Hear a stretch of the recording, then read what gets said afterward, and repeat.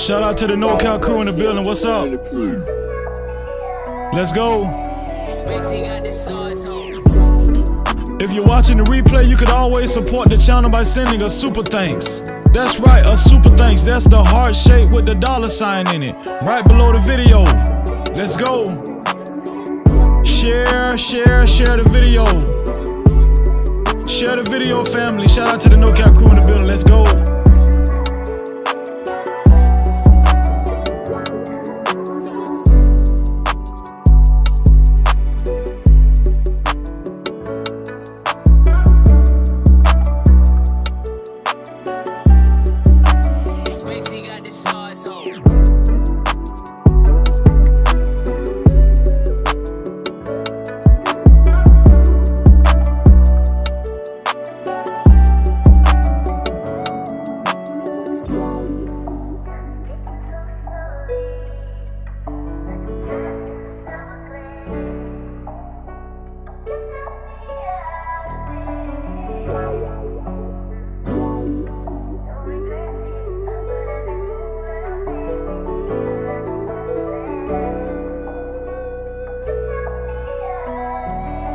Spacey got the sauce on.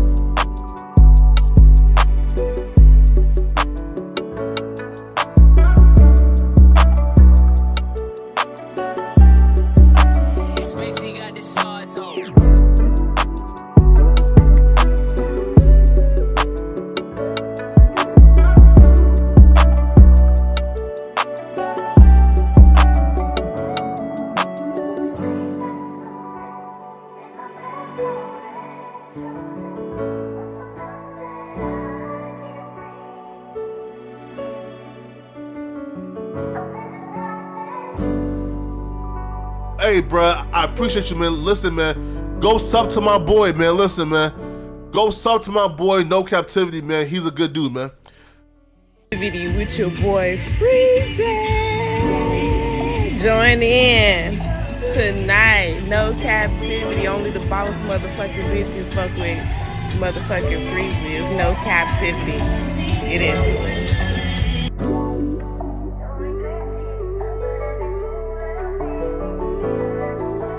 Sauce boy shit, what you want me to prove?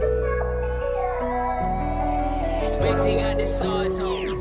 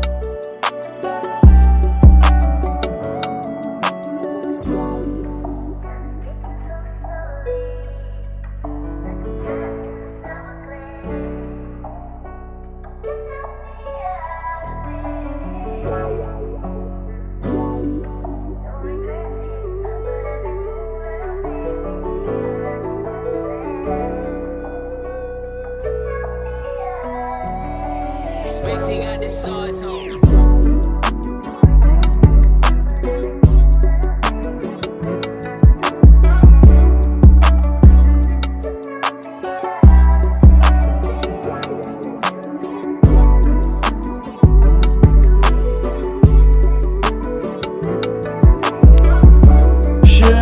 Share the live stream. Family, get it out. Get it out. Share the live stream. I appreciate y'all. It's close to the weekend. How y'all feeling tonight?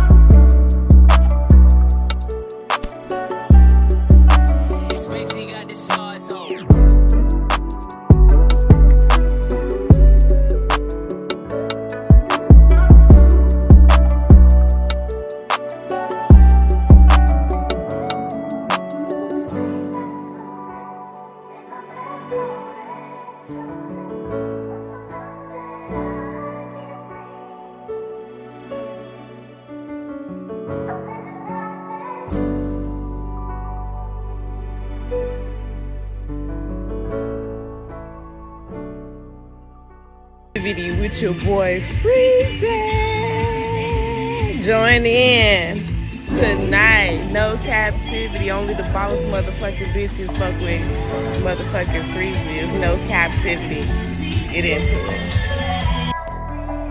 Hey, bro, I appreciate you, man. Listen, man, go sub to my boy, man. Listen, man, go sub to my boy, No Captivity, man. He's a good dude, man. Southpaw shit, what you want me to prove?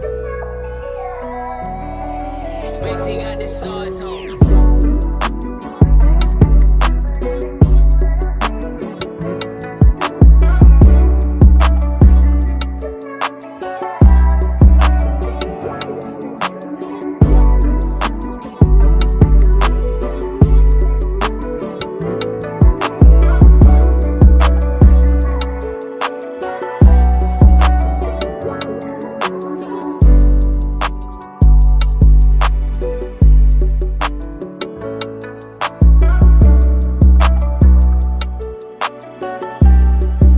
Spacey got the sauce on.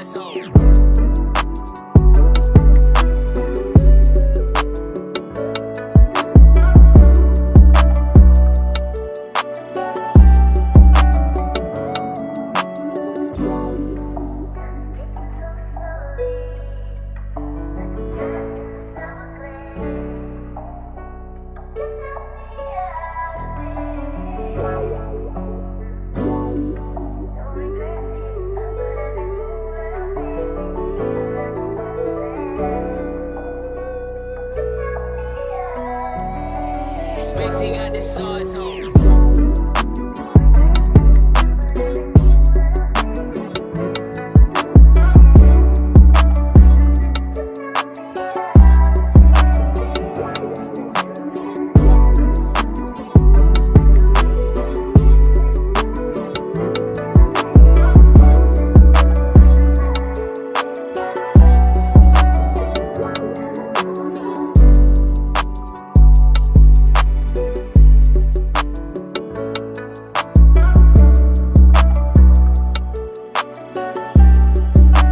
Spacey got the sauce on.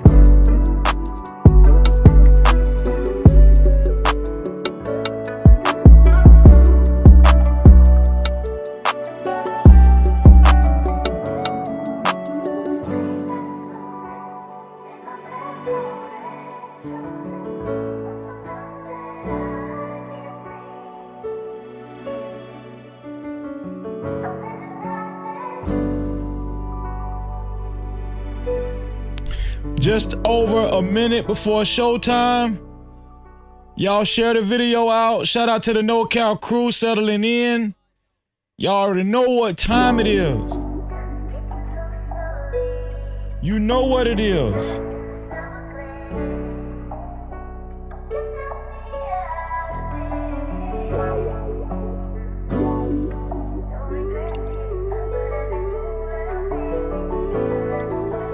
Southpaw shit, what you want me to prove?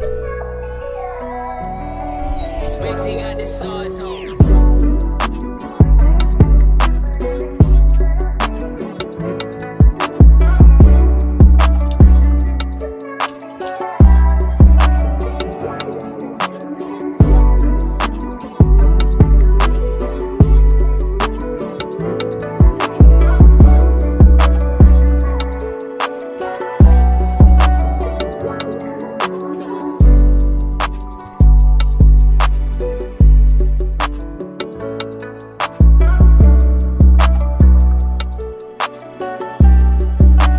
Spacey got the sauce on.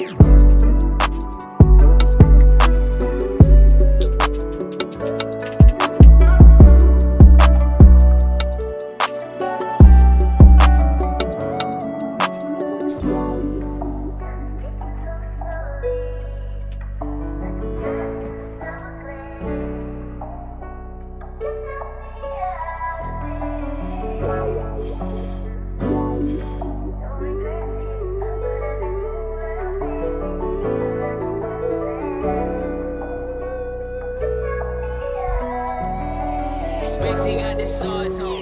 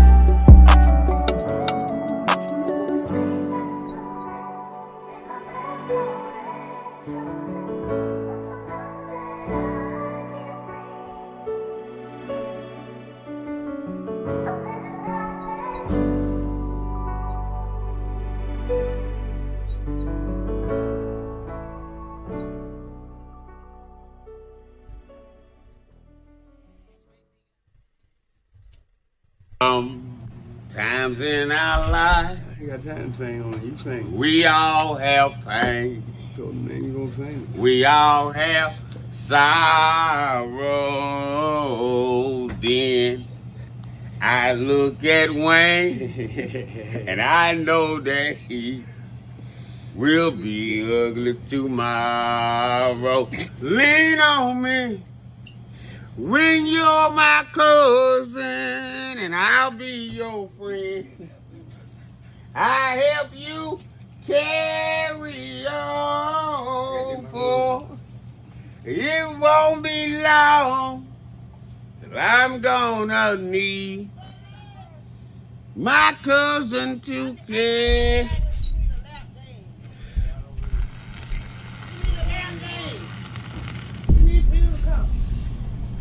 No Cap-tivity.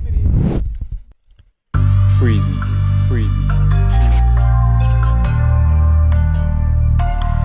What up? You are officially locked into No Captivity with Freezy, where we tackle issues that sometimes have us trapped in this thing that we call life. But if you know me, you know my motto. To free yourself, you must heal yourself. And if you're rock with your dog, please hit that like and subscribe button hard right now. And also comment and share this video. That is if you rock with your boy Freezy. No Cap-tivity. Tonight is going to be an interesting live stream. I don't know if you guys heard about the Christian camp in Texas got flooded out. It was called Mystic Flood. Have you guys heard of that camp in Texas? If you haven't heard of it, it's okay. We're going to tell you guys all about it. It's called Mystic Camp, I believe. Mystic Camp got flooded out. And it was a tragedy. We're going to talk about it, and we're going to talk about some things surrounding that. It's very significant. There was a young lady that gave her opinions on Mystic Camp. She goes by the name of Sadé Perkins. Sadé Perkins was very opinionated about this ordeal. A lot will call it a tragedy. We're going to talk about that. We're going to talk about Kanye West tonight, and some other things, man. Before we get started, how about we do a roll call to see who's all in the building? Oh man. Shout out to Emperor Kojak 313, the great, celebrating 21 months of membership. He said he just renewed and showing support. You dig? Shout out to Emperor Kojak 313, the great, renewing his membership. 21 months, man. We appreciate you. I think he's a no capper. Yeah. We appreciate you, my brother. No Cap-tivity. And also, yeah, he said, what up, though, Freezy? And chat, smash that like button hard. Thanks for the continued prayers for my family. And I can't say it enough. Much appreciated. Most definitely, Emperor. And make sure y'all subscribe to Emperor's Gaming channel as well. Don't forget. Also, shout out to Lawan Shaheed in the building. What's up, Lawan Shaheed? No Cap-tivity. Lawan Shaheed said peace and blessings. Peace and blessings. What's going on, Lawan Shaheed? Great to see you, man. Great to see you in the building. Shout out to Brian S. Thank you, Brian S, for being here. Hope you subscribe, hit that notification bell. Shout out to Brian S in the building. Brian S says salute. No Cap-tivity. Oh yeah. Shout out to Brandon Nesbitt, aka Nezabite, in the building. Always coming with the fire emojis. No Cap-tivity. My brother Brandon Nesbitt in the building. What's going on, Brandon? Great to see you. I want to remind you guys to share the live stream. Share the live stream. Put a 1 in the chat if you have shared the live stream or if you plan on sharing the live stream. We only need, all we need is one person. You know what I'm saying? That's an army. One person is an army. 2 is a nation. 3 is a world. Put a 1 in the chat if you plan on sharing the live stream. If you do plan on sharing the live stream, shout out to Emperor Kojak 313 the Great for sharing the live stream. Thank you, bro. The share button is right below the video, right next to the like and the dislike button. That's where the share button is. Shout out to Emperor Kojak 313 the Great for sharing the live stream and being a part of the No Cap campaign. He's a regular on the No Cap campaign, and we appreciate you. Also, once you hit that share button right next to the like and the dislike button right below the video, it gives you an option to copy the link and share it out to any one of your close friends and family. Either way, thank you for being a part of the No Cap campaign. We appreciate you, and I wish you $4 million in your life. Well, as of now, I'm wishing Emperor Kojak 313 them, $11 million. That's what I meant to say, $11 million. No Cap-tivity. Shout out to Emperor Kojak 313 the Great, man. And I mean that. Also, shout out to everybody that hit the like button so far. Shout out to the 16 people that hit that like button. Thank you to the 16 people that hit that like button. I appreciate you. Much appreciated. I wish you $4 million in your life. Believe it and receive it. No Cap-tivity. And if you don't like something about this live stream so far, just hit the dislike button. That's all you got to do. Hit the dislike button, all right? Hit the dislike button, man. Either way, thank you for hitting that like button. And a shout out to the 17th person that hit the like button. I appreciate you. Yittity. Shout out to my sister El Cheapo in the building. She said yittity and shalom. What's going on, El Cheapo? No Cap-tivity. Shout out to El Cheapo in the building. Make sure y'all subscribe to El Cheapo's channel and hit her notification bell. Shout out to El Cheapo. Emperor just put her link in the chat as well. No Cap-tivity. Shout out to our sweetheart El Cheapo. Hung out with us for a while in VIP Wednesday last night, as usual, like she usually does. Her, Emperor, and the VIP crew. You know what I'm saying? Brandon, Next Level, Fear No Mortals. We had a great time, and a lot of other people. The rest of the No Cap crew. You feel what I'm saying? Shout out to the one person that just hit the dislike button. Thank you. That's the spirit. That's the spirit. We wish you $4 million in your life too.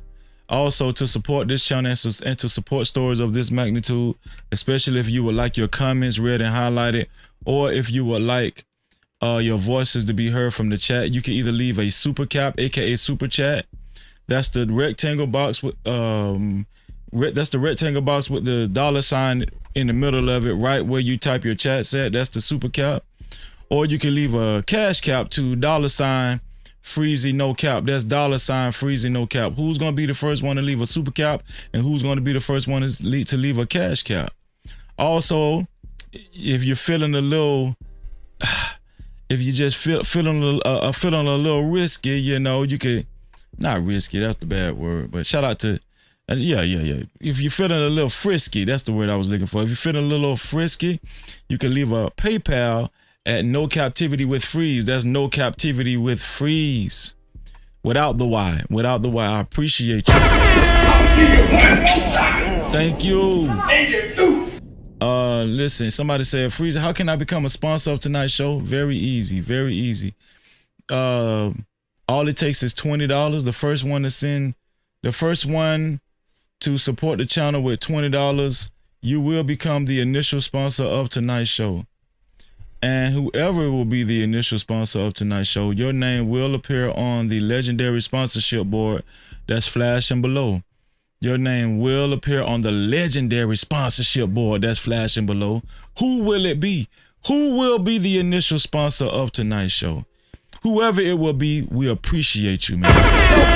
Shout out to everybody hitting that like button. Everybody, one person that hit the dislike button, I appreciate y'all. Shout out to everybody that shared the live stream.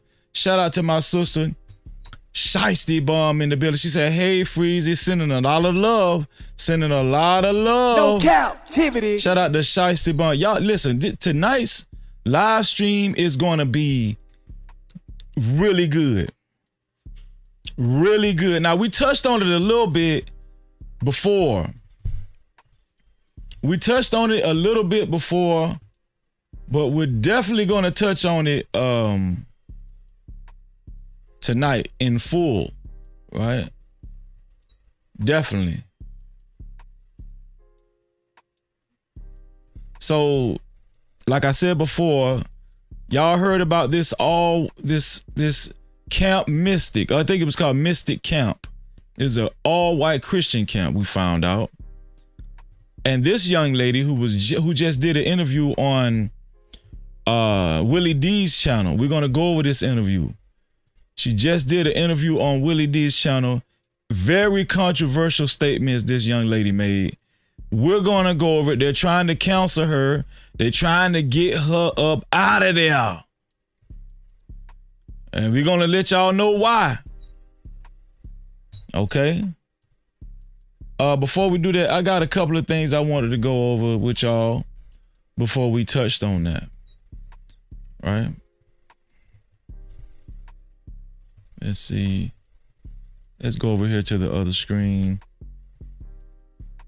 There we go.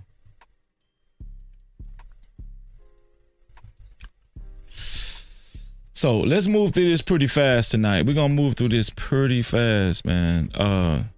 Appreciate you for the fair use, Emperor. I appreciate that. The guy that's suing Tyler Perry, Derek Dixon, breaks silence after filing sexual harassment lawsuit against Tyler Perry, says he's receiving death threats since the filing. Quote unquote, this is why people, especially men, don't come forward. This guy is saying he's receiving death threats ever since he came out and he filed sexual assault, sexual harassment lawsuit against Tyler Perry. This guy say he's been receiving death threats. I don't know if y'all want to keep this guy in y'all you know, it ain't. I'm just saying, Tyler Perry, you need to quit this, but hey, you need to quit that SHIT. Also, right here. This is Kareen Steffens, aka Superhead, says she's unsure if Diddy took advantage of her while she was under the influence. Fears that may be the case after following his trial, despite having no memory of a sexual relationship with him. Quote unquote, I can't be sure. Let's see what she said. I posed questions in that book that I think sent certain people down the direction that leads us to where we are now. Just explain that a little more. What were the questions you think that we're talking about? Well, honestly, I'm just now getting context on a lot of the questions that I had then. After the trial gave me way more context. But just about, I think, his sexual proclivities, in what we saw in hanging out with him, the kind of clubs he took us to, even conversations he and I had, one in particular where I didn't understand it at the time. And honestly, Piers, I'm getting new understanding about this line of questioning. I wrote about this in Confessions. Now remember, the rapper Exhibit came out years ago and said that Superhead warned him about P. Diddy, right? No. Superhead was telling him about P. Diddy, that P. Diddy was gay way back then. Now, all of a sudden, after this trial, she's coming out and saying maybe she got graped too by P. Diddy. Maybe she was sexually attacked by P. Diddy too. So where my boyfriend and I at the time had gone to his home for New Year's Eve, Christmas, New Year's Eve kind of festivities. And he pulled me to the side and was just like, we're friends, right? We're friends. And I was like, yeah, we're friends. And like, we're good. And I'm like, yeah, we're good. And I couldn't figure out what he meant. And I wrote about this where I didn't know what he was talking about. And he just kind of went on to say, I have kids, I have a mom, and if anything got out, it would really hurt. You know, if you are a billionaire, especially if you're black, it behooves you to be on your best behavior. You cannot be out here doing whatever you want to do if you're a billionaire. If you're a multimillionaire, you can't be out here doing whatever you want to do. It behooves you to be, if you don't have discipline, if you're not like Byron Allen or somebody, I don't know exactly what Byron Allen does, but I'm just saying he's not usually in the limelight under scrutiny, right? But if you are a billionaire or multimillionaire and you're black, if you don't got discipline, you don't need that money. Give it to somebody else. Hurt them. And I honestly, at that point in stage, did not know or remember what he was talking about. And so we just kind of laughed it off. Like, what's going on with him? You know, and things that he said to my boyfriend, like, don't trust her. You know, she might have her on video with, you know, in precarious positions, and this is back before cell phone cameras. So I was just like, what video? I didn't understand any of it. Wow. And I'm gonna be honest with you. You could tell this lady is full of it, man. Come on, man. This lady has been around so long. She's done porn. She's been around celebrities. She knows the ropes. This lady is full of it. You know, she's going for the cash cow. And you know, what can you say? You know, this is who Diddy surrounded himself by. Now after the trial and the things that have come out from the trial, this gives these conversations a lot more context. But at the time when confessions came out, it did make us all wonder, what was he so afraid of? I didn't even know what I had seen or didn't see, or if there's something happened that I didn't remember from our time together. She said now, years later, she don't even know if she got raped. She don't know. She's trying, boy, yo, this is crazy. But he was very afraid. Do you actually have any kind of sexual relationship with Diddy at all? No, Diddy and I did not know, well, not to my knowledge. So, what does that mean? What do you mean by that? Not to my knowledge. I don't. Honestly, I'm questioning a lot of things right now. Y'all, boy, it's hard out here, man. Your money for the rent. What you think? So not to my knowledge. No, I don't think anything right now. Just not to my knowledge, because honestly. That's a very strange response, though, to not remember whether you did or not. Very strange. Yeah, isn't it? Hmm. And Piers Morgan don't make it. He doesn't make it any better, man. That's his name, right? Piers Morgan or something like that. I don't know. Shout out to my sister, Miss Polly Wright in the bitch. She said, "Hey, sir, let's go." Shout out to Miss Polly Wright in the building. Great to see you, Miss Polly. Great to see you. Shout out to my brother Purge the BS in the building. He said, new understanding means she about to press some new charges. And you know this, man. Shout out to Purge the BS. Make sure y'all subscribe to Purge the BS channel. I was looking at his content per usual, like I do all the time lately. Shout out to Purge the BS. Great content creator. Make sure y'all subscribe to Miss Polly Ryder as well and hit that notification bell on both. Taylor Bell, he said, "What up, y'all? How are you, man? In the building. Great to see you." Taylor Bell. Travel One, she said, "Greetings to Freezy and No Cap-tivity chatters. Listening, another tough topic, yet necessary discussion." Also, shout out to Byron Turner. Byron Turner said, "If Move On was a person, well, Corinne Steffens has far from moved on. You can best believe that." Shout out to my sister Mia in the building. She said, "Just became a member." Oh, man. Shout out to my sister Mia. Congratulations for getting your VIP pass. VIP Wednesday is every Wednesday. And my sister will be joining us every Wednesday night right here on No Cap-tivity with Freezy and the No Cap crew. No Cap-tivity. So, yeah, just when y'all thought it was over with, I told y'all whenever he does get out of jail, the lawsuits are gonna pile up. I'm telling you right now. Shout out to Robert W in the building. What's going on, Rob? Great to see you, man. No Cap-tivity. Great to see you. Let's move on along. Let's go. Let's see what else is up here. Let's see. Let's see.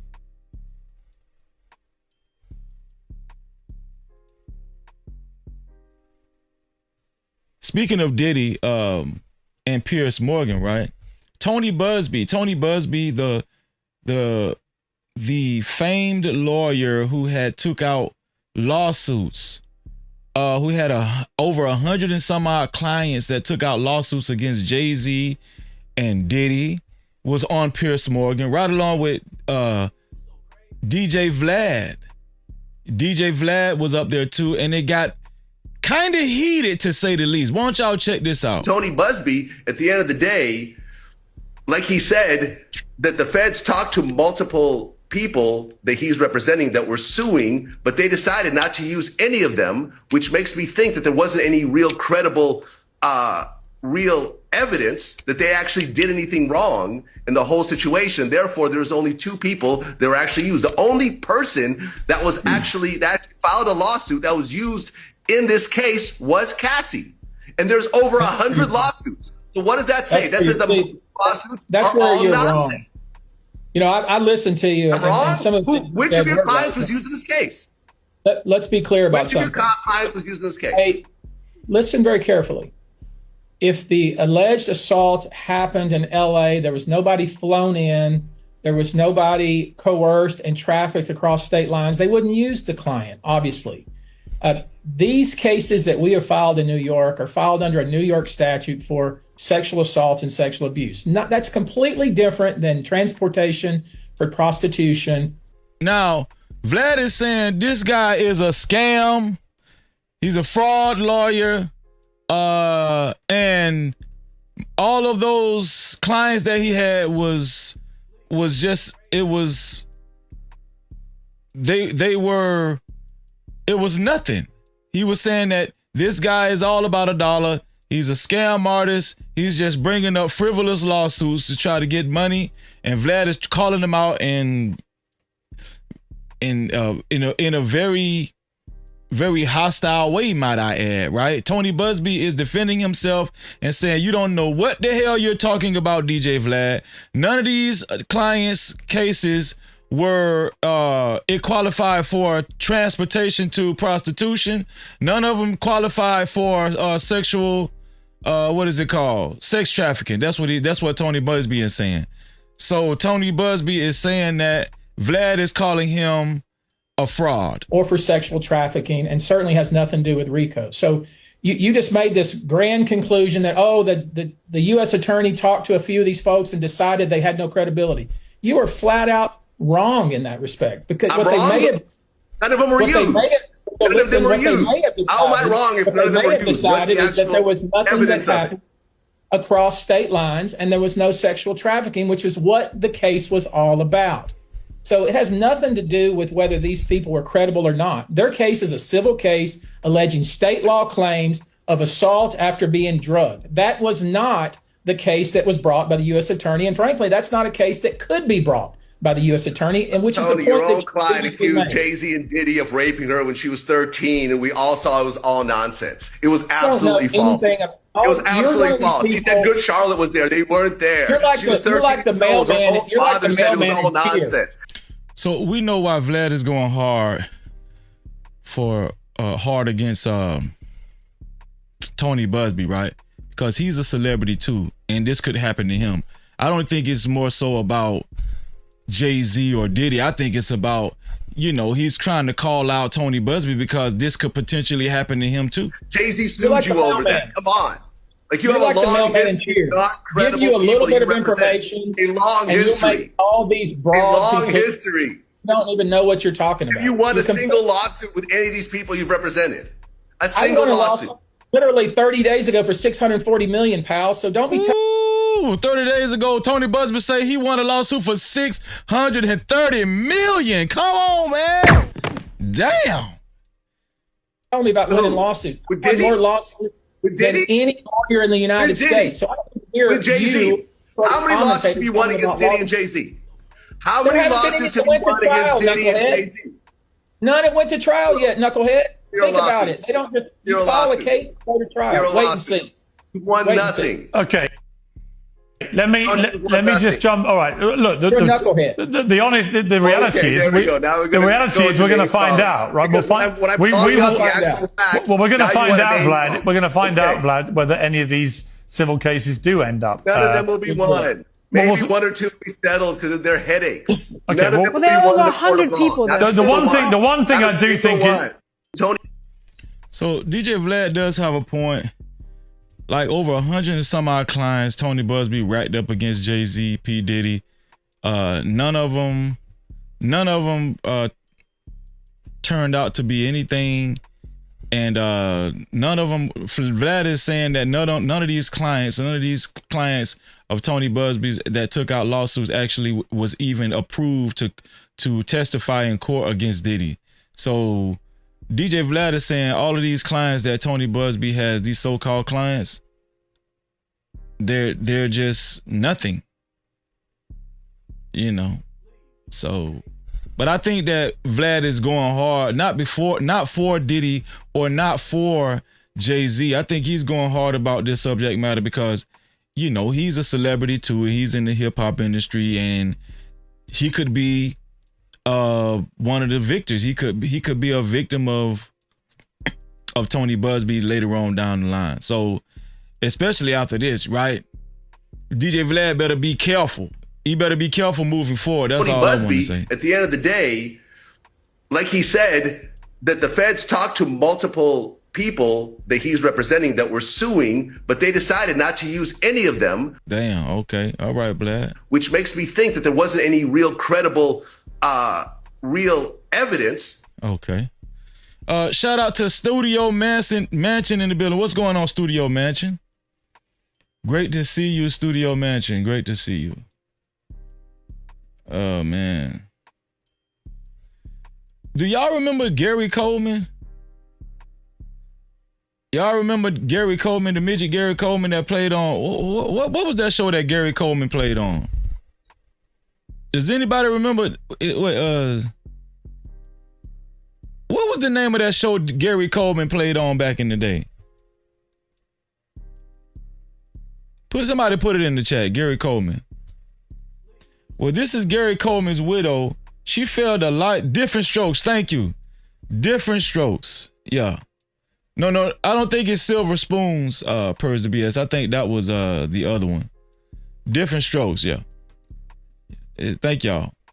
Well, this is Gary Coleman's widow. She failed a lie detector test after she was questioned about if she physically caused the actor to fall, resulting in his death. Right? Word is that, you know, the rumor is that Gary Coleman's widow caused the actor to fall, resulting in his death. She took a lie detector test. Let's see how it went. These are the results on the critical questions. Correct. The exam had to do with Gary's fatal fall. Okay. I asked you the following relevant questions on this test. Did you physically cause Gary's fall? Mm-hmm. You answered no. Right. I also asked you, did you physically cause Gary to fall that day? And you answered no. And the results are, you failed that exam with deception indicated to those relevant questions. Do y'all think this lady caused Gary Coleman to die? Do y'all think she pushed Gary Coleman down and caused him to die? Let me say that again. You failed the exam regarding Gary's fall. What are your thoughts? That's false. There's two things I know for sure, Shannon. One, you were not completely honest with me yesterday during this polygraph session. Wow. And these are the results. Wow. On the critical questions. Correct. The exam had to do with Gary's fatal fall. Okay. I asked you the following relevant questions on this test. Did you physically cause Gary's fall? Mm-hmm. You answered no. Right. I also asked you, did you physically cause Gary to fall that day? And you answered no. And the results are you failed that exam with deception indicated to those relevant questions. Oh man, she murked Gary Coleman, man. No captivity. This lady murked Gary Coleman. What the hell? After all these years?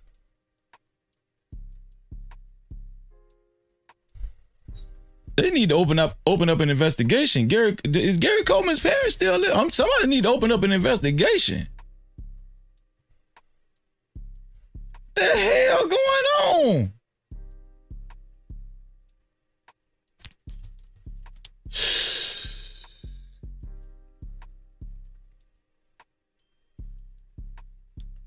Let's see.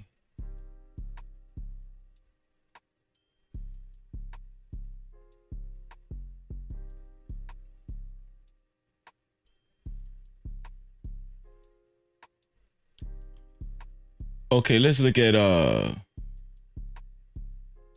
let me show y'all this right here, man. This is a shame. This is a shame right here. Missouri mother left devastated after the grave of her son, who has been dead for 27 years, was disturbed. Suspects reportedly used dynamite to open casket that was buried under a cement vault. Well, watch this. This shit is sick. What about people like that? Tensions were high. He's dead. He's been dead for 27 years. What can he do? As loved ones arrived at Forest Hill Cemetery to find Delshawn Dupree's grave like this. And it was just like somebody had just dug it up. Yo, somebody used some dynamite. They blew up this dude's grave. What was they looking for? Dude been dead for 27 years. And this don't look like they dug it up. Look like they blew up the whole cement vault. Like they had put dynamite and just blew it up. It ain't even funny. Jamesetta Blandhood says her only son was killed in 1998. He was a father to 9 and a beloved friend to many. I really don't know. I don't know if they was looking for something or think he had something. But after 27 years, who would do this? Who hate him so bad that they would just tear his grave up like that? The damage clearly is extensive. The family says he was If y'all buried out there laughing, y'all going to hell. under a cement vault. What did he have in there that you wanted so bad? KCPD tells me the investigation is still in its Why would early somebody do stages. that? They're working to gather evidence to find out who did this, how, and why. In a statement, the owners of the cemetery telling KCTV5, quote, "We're doing everything to cooperate with the investigation." It's just awful. It's cool. I don't know. I can't say he did something to somebody because he wasn't even living. He was dead. I don't know. I just don't know. And I thought this would be a safe place. The family says having to bury a loved one is hard enough. So mothers and fathers, watch out for your kids. The dead ones too. Watch out for them. Fighting for justice for her son yet again, and has a message for whoever did this. But you know who you are out there, and you did this. It's very, very sad that you do this. What about people like that? I'm sorry. Let's get out of there, man. This is the dude right here. This him, man. May he rest in peace, man. They did him wrong. They blew his whole damn grave up with some dynamite. That's crazy. That's crazy. B. Simone. Remember B. Simone was crying broke? B. Simone was crying. Remember that? Well, B. Simone has something. She has a message for all of y'all who has something to say about her. Is she really broke? Who said I was broke? Hold on now. I didn't use those words. I know I didn't. I didn't say I was broke. Ooh, ooh, ooh, ooh, ooh. I ain't never used the words broke or penny pinching. I know that much. Well, why was she crying? Why was she crying a few weeks ago? I know I didn't say I was broke. These people, they need help, man. You're not funny at all. Oh, blocked baby. Bye, let your last comment you'll ever be commenting. Oh my God, it's so crazy that you're saying was H&M open on the 4th, because no, I just went over there and they is closed. I did go to H&M today and it was closed for the 4th. I love H&M. You know, that's one of my favorites. I know. All right, then. Great. H&M shopping is going great. I have an H&M bag over there on my couch, and I went to H&M today, but they were closed for the 4th. Open up this robe. You don't want to see these titties hit the ground. Is she really broke? Who said I was broke? So B Simone is saying she's not broke now. First she was crying and saying that, you know, she doesn't have the funds to keep up with her lifestyle. Now she's acting like there's no problem. So I don't know what be going on with these celebrities. The more I'm on social media, the more I'm finding out that you can use social media as a tool to draw attention to you to get more money. You can cry broke just to get more money and then laugh at everybody who you knew was gonna pick at you. Shout out to Sherry Berry in the building. What's going on, Sherry Berry? Great to see you. Shout out to Byron Turner in the building as well. Hold on now. I didn't. Yeah. Kanye West. Kanye West is in deep trouble. We told y'all that this was going to be a domino effect after Diddy. It's going to be a domino effect. Kanye's former assistant files new lawsuit against him, alleging that he forced her to give him oral sex. Also claims Kanye would offer to exchange her as sexual gifts to other men. This is his assistant. So she's filed a new lawsuit against him, alleging that he forced her to give him oral sex. Let's get a TikTok on that. Let's look at that, man. I told y'all it was gonna be a domino effect. And Kanye showed up. I think Kanye showed up at Diddy's trial as well. So, you know. Let me see. Let's get a TikTok on that.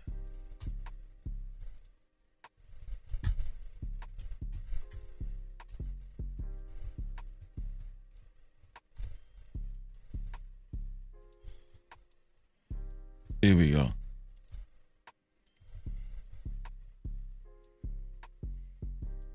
Kanye West is being sued by his former employee, alleging SA and S trafficking.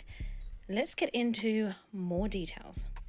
Lauren Piscota is a former personal assistant for Kanye West, now known as Ye, and worked for him from 2021 to 2023. She has now filed a second amended complaint in her lawsuit against Kanye after previously accusing him of S harassment and wrongful termination. The filing accuses Kanye of SA, battery, S trafficking, stalking, false imprisonment, among many other allegations.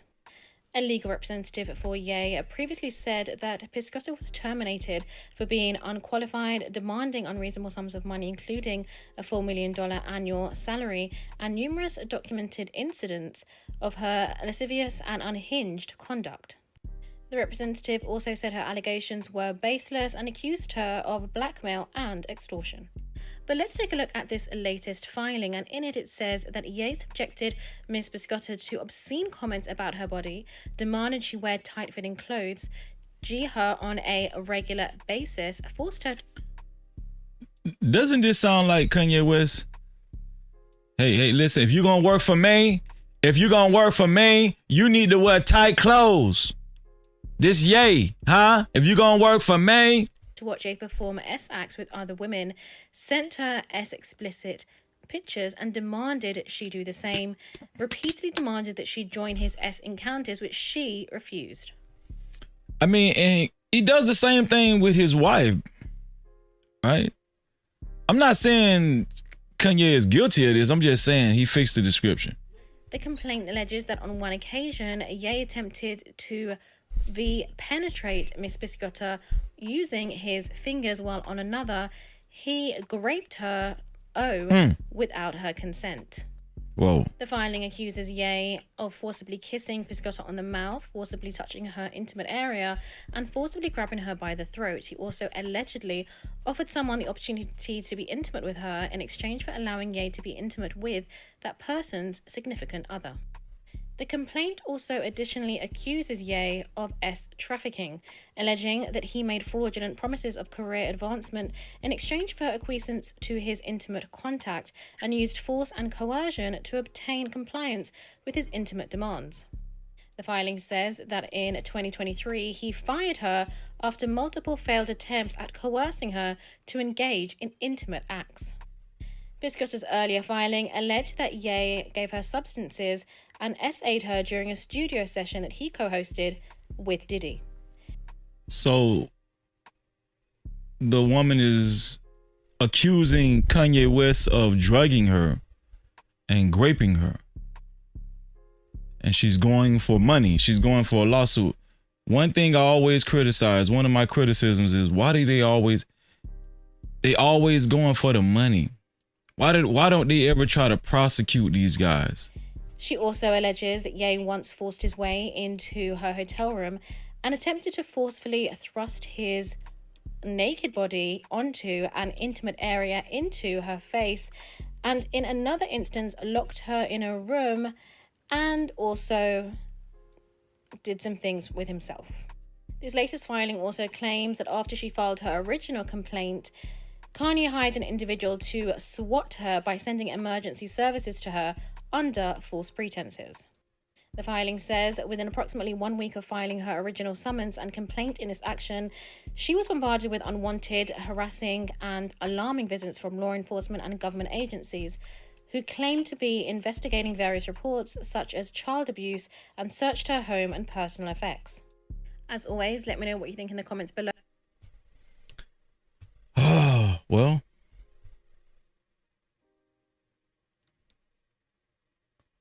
what does it say right here?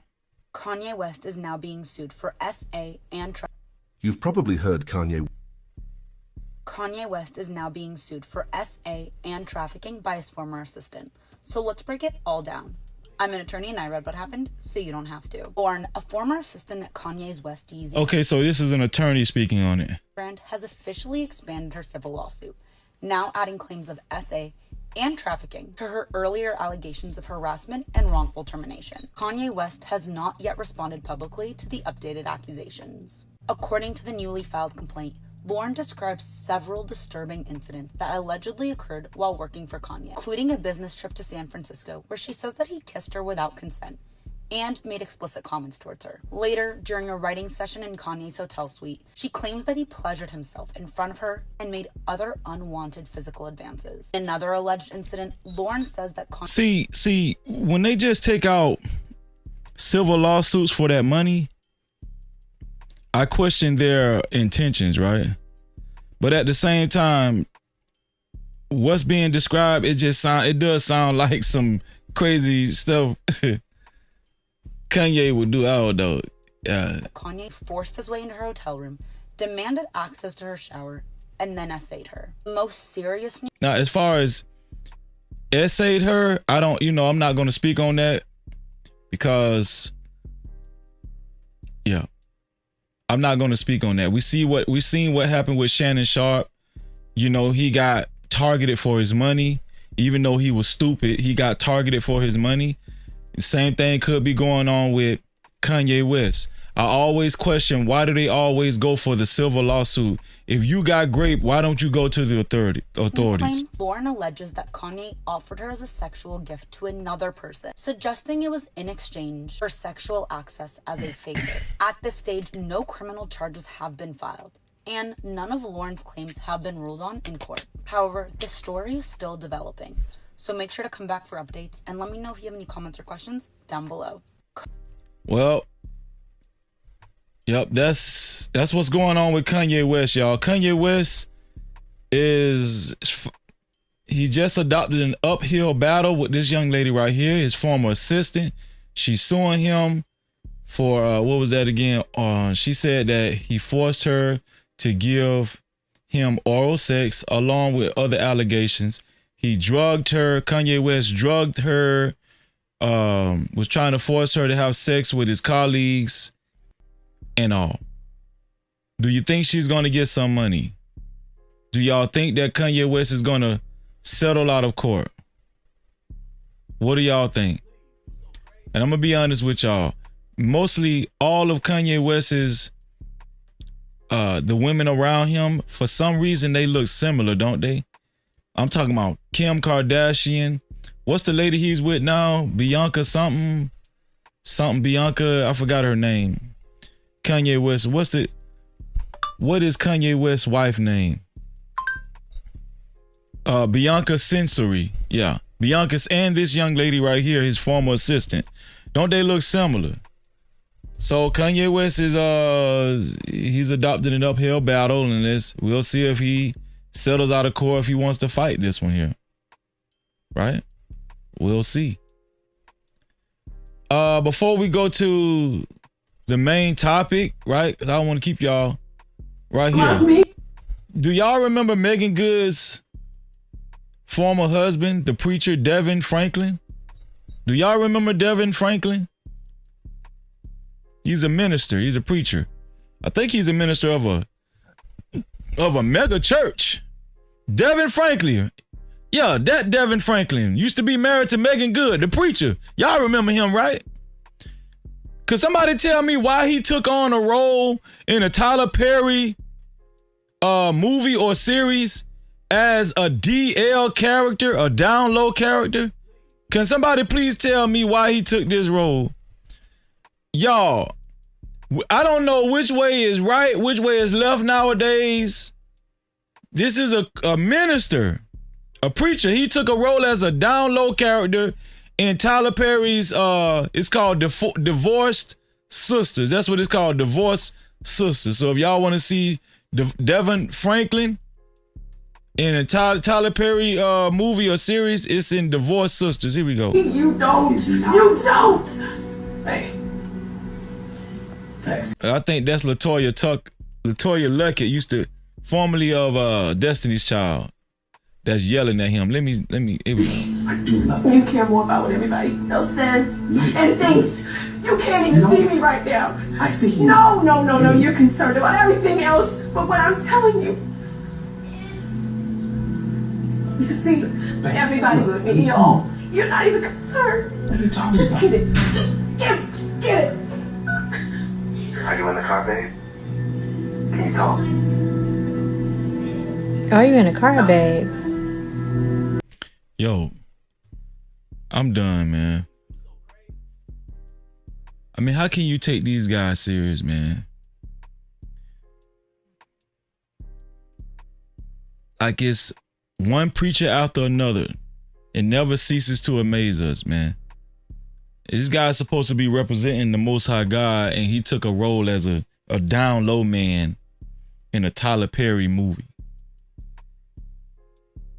Why would you take that role? Somebody put that as a caption. Why would a pastor take this role? I second that. Why would a pastor take this role?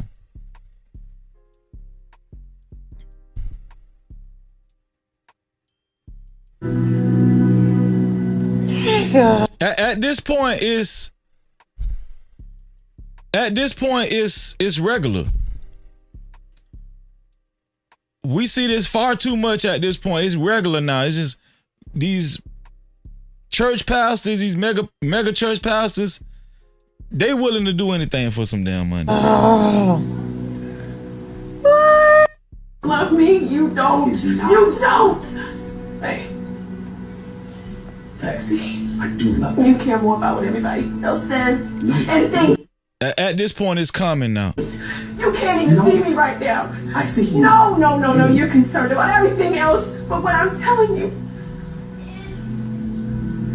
You see, everybody with me, y'all. You're not even concerned. What are you talking about? Just get it. Just get it. And you can tell these guys are so hungry for fame. They're so hungry for attention. They're so hungry for clout, right? They're so hungry for notoriety. They'll do anything, right? They'll do anything, man. They will do anything to rub shoulders with celebrities, to be at these award shows, to get the same type of recognition. They will do any and everything, including taking a role as a down low gay man. Get it. Are you in the car, babe? Can you talk? Devon Franklin, Megan Good's ex-husband. Are you in a car, babe? These are supposed to be our leaders in the community, you know, the ministers, the pastors. These are supposed to be the leaders. These are supposed to be the men at the forefront. That's supposed to be a good example as a man to the youth, right? Oh. Yeah.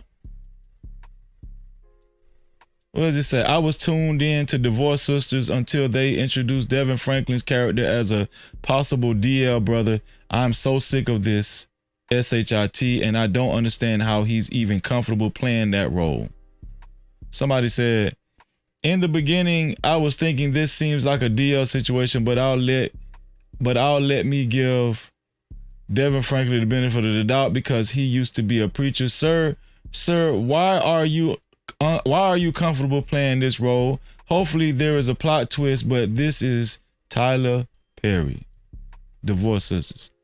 Pastor Devon Franklin is still wrestling with his flesh. He's still very much into worldly things, and it shows so clearly. No true person of God would accept this role or even be interested in Hollywood. Just cause it's offered don't mean you gotta say yes. To be clear, nobody cares about him acting. He's good at it, but he preaches, and the Bible does talk about the consequences for leading others astray. He can do what he pleases, but maybe he shouldn't be preaching anymore. This looks weird. He was in movies before he started preaching. Does the Bible say he can't be an actor? Quick. What scripture? Quick. Nobody cares about that. Laugh aloud. But a pastor playing this role is odd. What do y'all think? What do y'all think? Y'all, I'm gonna tell y'all how crazy Donald Trump is, man.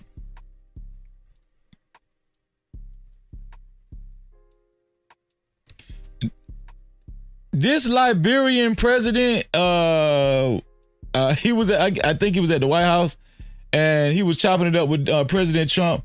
President Trump didn't know that the official language in Liberia was English. Watch what President Trump says to this Liberian president. We want to work with the United States in peace and security within the region. Yo, Trump be high as hell. Because we are committed to that. And we just want to thank you so much for this opportunity. Well, thank you. And such good English, such beautiful. Where did you learn to speak so beautifully? Where were you educated? Where? That's their official language, Trump. I'm gonna need the president of the United States to please get it together, man. No Cap-tivity. The president, Trump need to stay off that damn powder. You need to get off them damn drugs, man. Trump, you need to know this already. Trump said, how did you learn to speak English so well? In Liberia. Yes, sir. Well, that's very interesting. It's beautiful English. Sure. We want to work with the United States in peace and security within the region because we are committed to that. And we just want to thank you so much for this opportunity. Well, thank you. And such good English, such beautiful. Where did you learn to speak so beautifully? And Trump just gets a pass for this BS. Trump always gets a pass, man. Why? Why do y'all give this man a pass? Why don't y'all call Trump on this bull crap? Where were you educated? Where? Why, man? Huh? Okay, we done with Trump. We done with Trump. We done with Trump.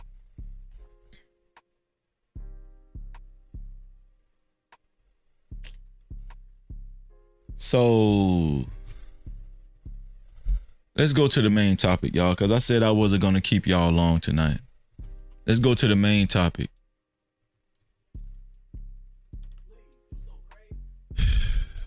This all-girls camp, Christian camp, was flooded in Texas. Have y'all heard about it? It's a Texas flood at this camp called Mystic Camp. It was a very big tragedy. Now, this young lady, Sadé Perkins, had some critical things to say about the flooding. Once she found out that the camp was white only. It was only for white girls only. No other race could join the camp. Once she found this out, she had some very critical things to say about that turn of events at Mystic Camp. And now we're going to go through this whole thing, and I want you guys to give your opinions on this. I'm not going to keep y'all long tonight. Let me see. Let me show y'all exactly. Let's see. Mystic Camp.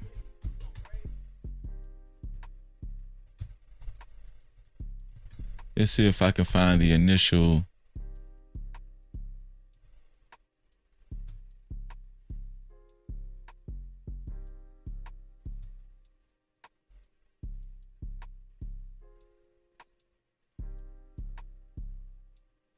Here we go. I think this is the initial report, just in case you guys don't remember.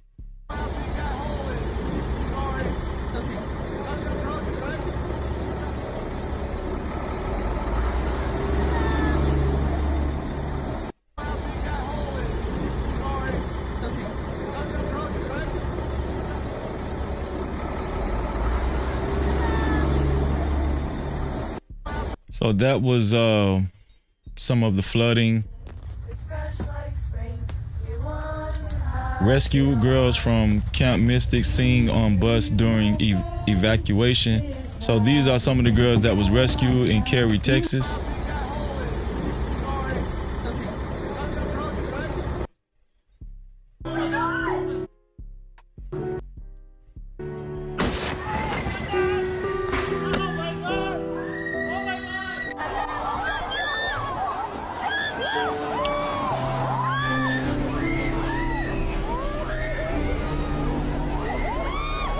Lost their lives on July 4th. Let me see it. 27 children and counselors.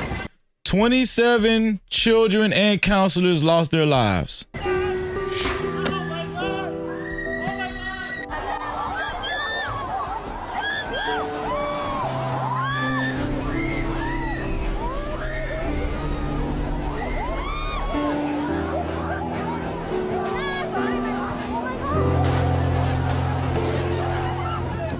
Camp Mystic. Camp Mystic. Very tragic event that happened at Camp Mystic. 27 children and counselors lost their lives. And we found out that it's an all-white girls camp. Whites only, right? Now, I just want to give a disclaimer. No matter what race or creed you are, it's still a tragedy if, losing your life like that in that type of chain of event, right? Let me see. I think this guy commented on it. A heartbreaking photo shows an entire cabin of Camp Mystic. We have some sad updates. The death toll from the catastrophic flooding in central Texas has now climbed to 70, and 16 of the missing little girls from Camp Mystic were just found, all of them dead, leaving 11 campers and 1 counselor still unaccounted for.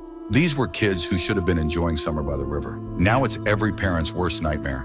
At a press conference this morning, the sheriff fought back tears as he extended his sincerest condolences and prayers to every family affected, promising they would not stop searching until everyone is found. Just in Kerr County, there have been 59 deaths, 39 adults, and 21 children. The Guadalupe River rose 20 to 26 feet in a few hours, swallowing roads, cabins, and bridges. This spot is normally calm and beautiful, where families camp and kids play. Seeing debris piled high now is gut-wrenching. Texas isn't alone in this. Volunteers from at least 8 different states are now on the ground helping search. Shakira donated proceeds from her San Antonio concert to help flood victims and shared links for disaster relief. If you're anywhere near this area and see anything, please contact authorities immediately. Every second matters. I can't even begin to imagine what these girls went through. Please, God, let the remaining campers be found safe. Pray for Texas and keep sharing this so more people stay alert. Let's all hope this nightmare ends soon. We have some sad updates. So on this video, it said that the death toll was 70. The death toll was 70 on this video. Shout out to our sister Mel, and shout out to Robin M in the building. Thank you for being here. And shout out to Emmett Fox in the building. The death toll. The recovery of victims in the floods in central Texas is slowing. In the past 24 hours, only one has been found. The number of deaths stands at 100. So now it's 121. This video says 121 dead. Past 24 hours, only one has been found. The number of deaths stands at 121, with 169 more listed as missing. 1 week ago, at this hour, yo, this is crazy. 121 dead so far. Flood watch was this is 4 hours ago. CBS Evening News. This is the latest update. 121 dead. The area and at Camp Mystic. Then after in most Texas, people, including the young girls at Camp Mystic, went to bed, it was upgraded to a flood warning. And while they were sleeping, the floodwaters came with little warning. The question many are asking tonight is, will the Texas Hill Country be any more prepared for the next flood? Jason Allen is there once again for us tonight. Yes, purge the BS. 169 still missing, yes. Jason? Why is he hardwired? And Maurice, as you heard, we asked that question today because this is far from the first time the floodwaters have gone down this riverbed. And as deadly as this flood was, it certainly won't be the last. Wow. Lived in Texas 35 years. Never seen anything like this. We walked with Jay Banner on the banks of the Guadalupe River. He's a climatologist at the University of Texas at Austin. We're in a place called Flash Flood Alley. One should be very cognizant about what the dangers are.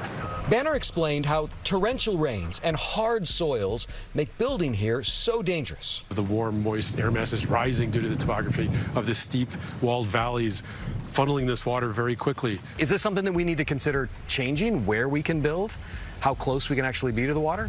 Sure, this is a big part of the equation. Satellite images show Camp Mystic, where more than 700 children were present during last week's flood, before and after flooding reshaped the surrounding landscape. How well do the models take into account the landscape as far as where it could lead to flash floods? In the same vein as we need to advance our climate modeling, we also do the same with understanding what we call hydrologic processes. Once the water is hitting the ground, where is it going? Since 2016, Camp Mystic has built at least 7 structures in the flood risk area outlined by FEMA flood maps. In 2020, the county adopted rules to limit new construction or substantial alterations in floodways to ensure structures could survive flood events. Today, we that looks like a hell, like a hellhole now. City officials about their future flood mitigation plans. What changes have been made to ensure if you get heavy rain again a week from now, a month from now, you don't wind up in the same situation? I think that's an important question, and as we are aware, we've been very weather alert throughout the entirety of this, and that's something that we're going to be looking at. Thank you.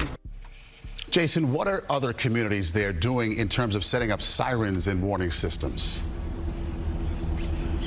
Maurice, there is a community about 30 miles south of where we are, Bandera, and they realized that they had a siren that was installed decades ago. They weren't using it, but after this flood, they ran a test on it today. It worked, and now they're looking at it as part of their notification system going forward. And how are the people holding up, Jason? We're 7 days in now. Great question, and this may seem a little odd, but we're seeing a lot of positivity, a lot of smiles, and I think what that is everybody here realizes they've just gone through something awful, and everyone is trying to give each other something where they can strengthen each other and keep getting through this. Yes. Okay, so that was Camp Mystic, right? Now we reported on this a couple of days ago. Shout out to the Neighborhood Watch. Let me see if I can find it. We reported on this a couple of days ago. Let me see.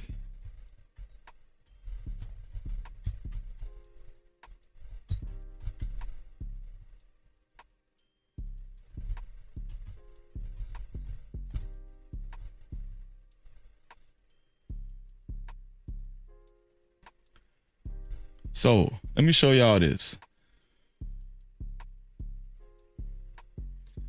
Now, this is Fox News. This is Fox News reported Camp Mystic as a whites only girls camp. Now, Camp Mystic, even though it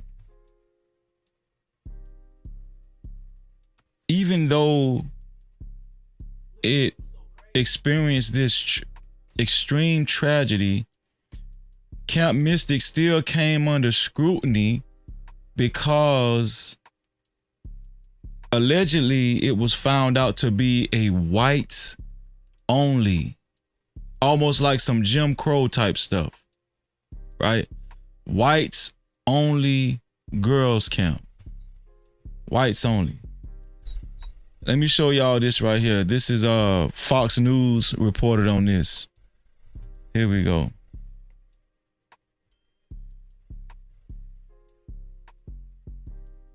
Crypto taxes done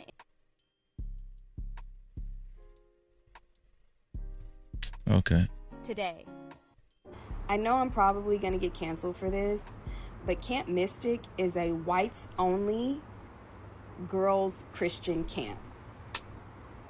They don't even have a token Asian. They don't have a token black person. It is a all white only conservative Christian camp. If you ain't white, you ain't right, you ain't getting in, you ain't going, period. And I think that context needs to be said in this matter. It's not to say that we don't want the girls to be found, whatever girls that are missing or whatever right now, but you best believe, especially in today's political climate, if this were a group of Hispanic girls, especially with them being in East Texas, it should be most likely Hispanic.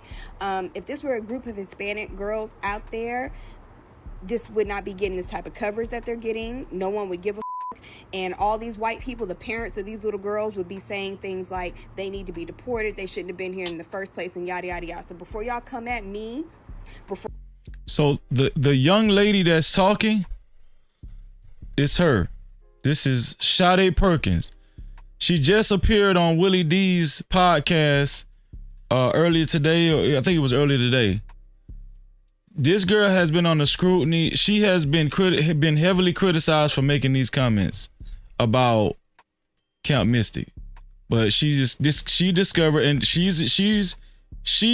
was in politics as well. She was under she was an appointee under a mayor somewhere, I forgot, right?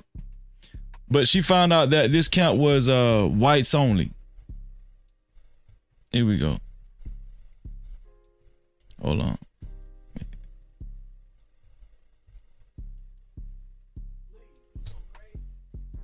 Crypto taxes done in minutes.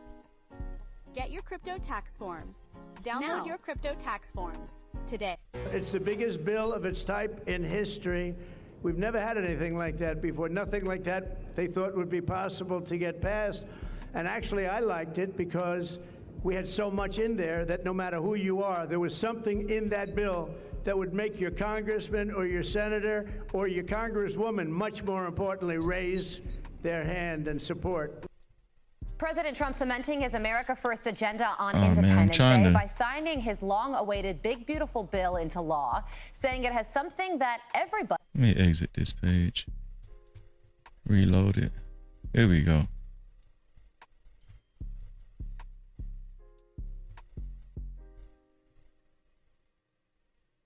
Crypto taxes done in minutes. Get your crypto tax forms. So for this, but Camp Mystic is a whites-only girls Christian camp. Okay, Pastor said, okay, she was on Willie D's podcast yesterday. Okay, here we go. They don't even have a token Asian. They don't have a token black person. It is a all white only conservative Christian camp. If you ain't white, you ain't right, you ain't getting in, you ain't going, period.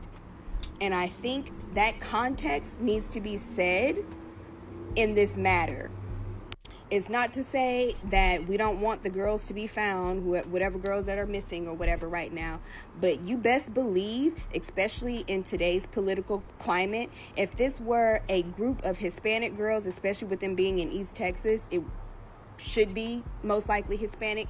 If this were a group of Hispanic girls out there, this would not be getting this type of coverage that they're getting. No one would give a and all these white people, the parents of these little girls, would be saying things like they need to be deported, they shouldn't have been here in the first place, and yada yada yada. So before y'all come at me, before y'all start leaving hate comments on my page about, oh, these are just kids and they don't know no better, the parents of these children who are choosing, and it is a choice in 2025, it is definitely a freaking choice to go into East damn Texas and to make a all-white enclave, exclusionary just for white people, with all the black people in East Texas, with all the Hispanic people in East Texas. Do y'all think that this is justified even after this tragedy? Do you think this is appropriate? And if this is right, if she is correct, is she justified in bringing awareness to this? Somehow, some way, you have carved out an all whites only enclave in East Texas for your white children. Yeah, I have a problem with that. I have a big problem with that. Once again, this is no shade to the girls. I hope they all get found. But once again, y'all have to understand the climate that we're living in. They want you to have sympathy for these people. They want you to get out of your bed and to come out of your home and to go find these people and to donate your money to go find these people. Meanwhile, they are deporting your family members. Meanwhile, they're setting up concentration camps and prisons for your family members. And I need y'all to keep that in mind before y'all get out there and put on your rain boots and go find these little girls. So that was Sadé. That was Sadé Perkins commenting on Camp Mystic. Get right? Your crypto tax forms. She was very heavily criticized for the comment that she made about Camp Mystic. And she took to TikTok to try to defend herself before she went on Willie D's podcast. I want to show y'all what she said on TikTok. Let me show y'all what she said on TikTok. Shout out to the Wife School podcast in the building as well. What's going on, Wife School? Y'all make yourselves at home, man. Shout out to J-Dub. What's going on, J-Dub? Appreciate y'all. Shout out to Toucan in the building. Thank you for being here.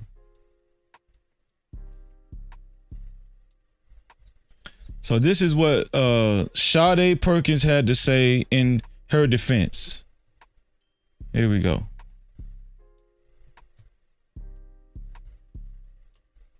I've taken down, I guess I'll just chit chat in a video. I mean, I don't understand all this, extraordinary hate or whatever. Like, I get that white people are not used to people telling them and calling them out on their racism and telling them about their double standards and how you wouldn't give a damn about other children and how there's children in ICE detention right now who y'all don't give two fucks about. There's no prayers going up for them.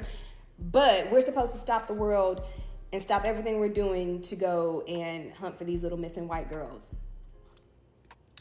Again, I actually have empathy, so I can put myself in other people's shoes and understand that that's pretty fucked up. But it seems like y'all don't get that. Y'all don't get that. Y'all don't have the empathy gene, for sure. It's very much lacking. And I mean, for y'all to just be on here just straight up racism. Every comment, well, I wouldn't say every comment. I will say 99.9% of the comments have just been, you know, EBT this and welfare that and you're a monkey and yada yada yada. Like y'all haven't. It's been like 100 years. Y'all haven't come up with nothing new. So she said ever since she brought awareness to Camp Mystic, she has been getting racist comments towards her, racist threats towards her. She's been called a monkey, EBT, such and such, so on and so forth, right? Monkey shit and like y'all don't have nothing new. And when a black person isn't poor and when they don't fit your stereotype of, you know, EBT and whatnot, you're still gonna use it and it's whack. Like it makes no sense because it doesn't apply, babes. It doesn't apply. What's going on, Cassandra B, the neighborhood sweetheart in the building? And with groceries being so fucking high right now, I am positive most of y'all are either on it or you need it. So y'all can quit faking the funk. Y'all can quit faking the funk, babes. And since I have 2 grown boys who just graduated high school and they're about to go off to college or whatever, our refrigerator is like damn near empty. And it's like, thank God, it's almost like I got a raise because these 2 grown children were eating all of our fucking food out of a house and home, but whatever. But since I get EBT and y'all are paying for it, I appreciate you. Yeah. I appreciate my little 15 minutes of fame. Thank you. I appreciate it. Y'all gave me a bunch of followers. Y'all spammed all of my other social medias except my Red Note. Go to Red Note. Give me some comments on fucking Red Note. I'd appreciate that. But yeah, tomorrow's another day. I'm gonna be back out here for sure. And once again, to anyone who, you know, put my public address out there as more public, okay, do something about it. Like, come hither. I would love to see you walk your ass through this gate and see if you're not gonna be leaving out of here in a fucking duffel bag. Like, for sure. So, yeah, you guys have been influenced by this MAGA coon Negro, and y'all are over here just spewing all this hate on my page or whatever. But baby, I gives no fucks, because when I say I am exhausted with white folks and I am done with y'all's bullshit. So she's also being called a MAGA coon. So obviously she leaned more politically towards the right, and she's a conservative, I'm guessing. I don't know too much about this young lady. This is Sadé Perkins. She was an appointee under a mayor. She's gonna get more into the specifics in the interview that she did with Willie D yesterday, and we're gonna play that entire interview because I want y'all to see her frame of mind when she said, now, I'm gonna tell y'all the truth. Whether I agree with her actions or not, I will reveal that later on. But I just want y'all to get the full context of the whole Camp Mystic flooding, all of the young ladies that lost their life. This young lady brought out that camp was a whites only camp, right? Allegedly, she's saying that it was a all whites only. It was a whites only camp. Like they was on some Jim Crow type of time. And now she's addressing all of the threats and all of the insults that she's gotten on social media. It is exhausting. White people's bullshit is fucking exhausting.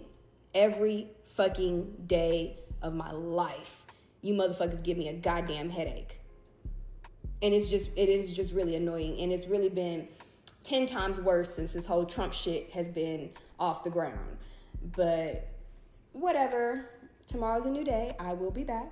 The video is still up. You can go like and comment and give me a follow. Okay? Like, I feel like a little influencer right now. Like, y'all really been gassing me up all day. So that's Sadé Perkins defending herself on TikTok. Shout out to Boot Camp and shout out to St. Louis Mook in the building. Thank you for being here. So she just recently appeared on Willie D's podcast. He did a live stream with her and she wanted to clear the air because of all of the backlash she got concerning her comments towards the Camp Mystic flooding, saying that it was, you know, accusing them of being whites only.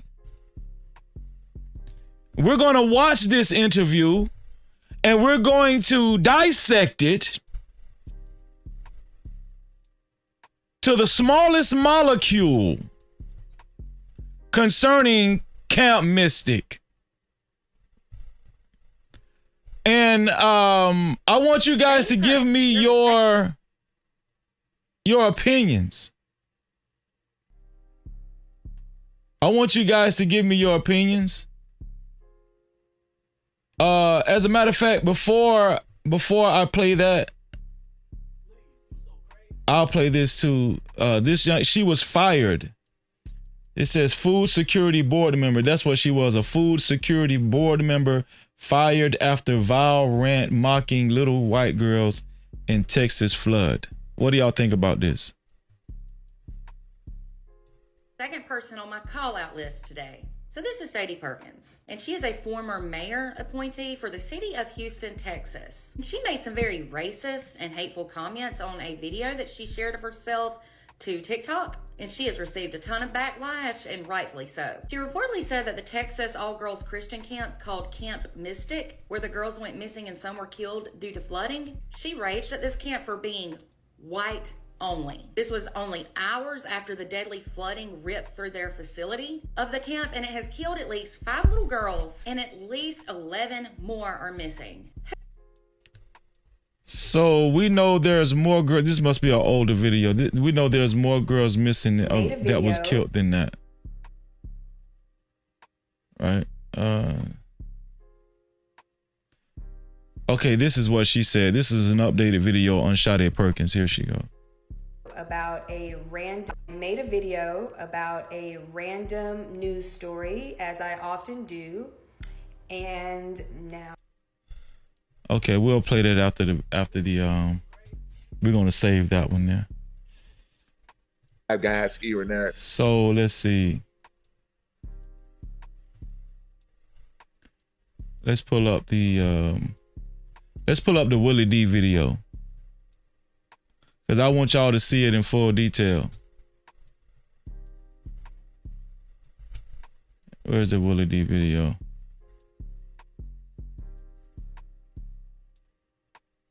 Here we go.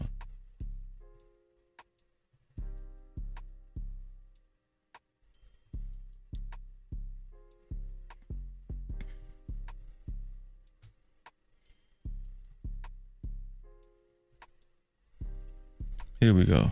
So here's the Willie D interview. And I want y'all to listen to what she had to say after all of the backlash.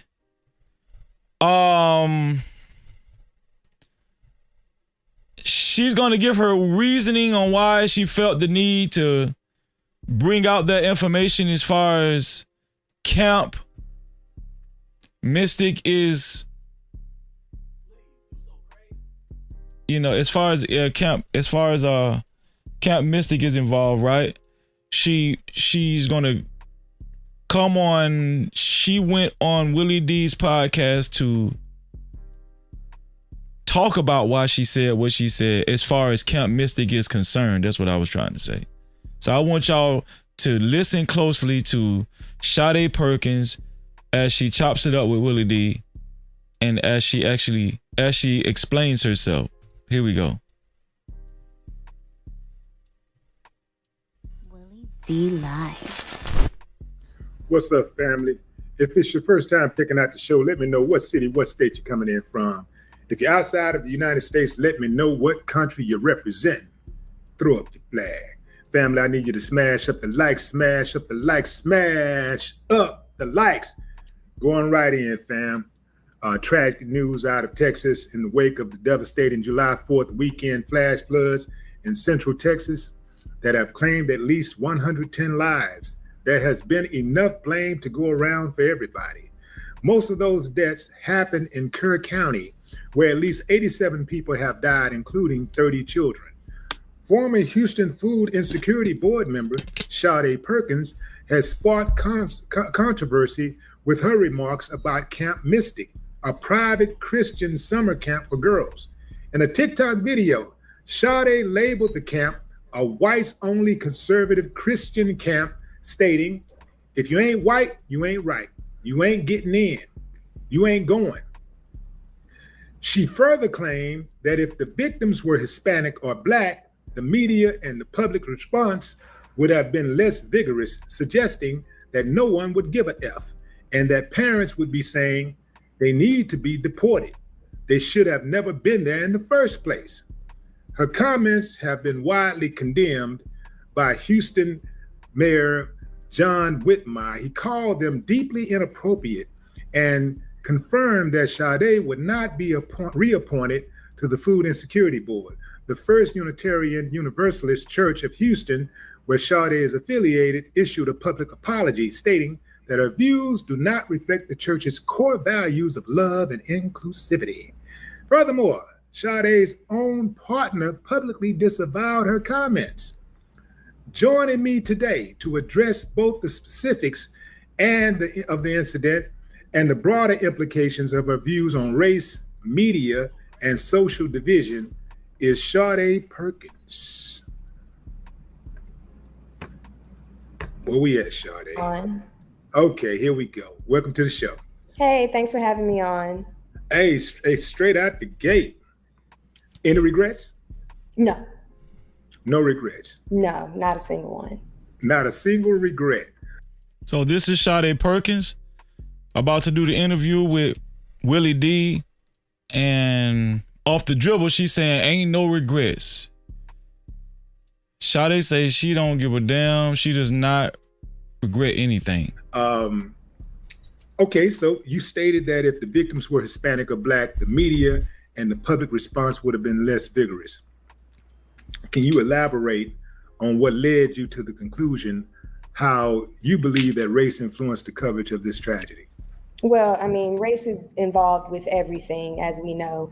And that camp was established in the 1920s under Jim Crow segregation. So it was established as a all-white Christian conservative camp. And so she did her homework. She said this, the camp was established during the Jim Crow, and it was established as an all-white Christian camp, right? It hasn't really evolved much since then. Yes, they do have one or two, people of color or whatever, but that, that's what they do just to say that they're diverse or whatever. For the most part, it's still an all-white. Have you ever heard content creators say, and affluent on that and that color or whatever, but that, that's what they do just to say that they're diverse or whatever. For the most part, it's still an all-white camp, and affluent on that. And that's what's really important. It's rich white folks who got swept away. Normally, when these natural disasters happen, it's usually people of color who are most affected because, you may not have the money to evacuate, et cetera, et cetera. And they're hardly ever affected because they can get up out of there.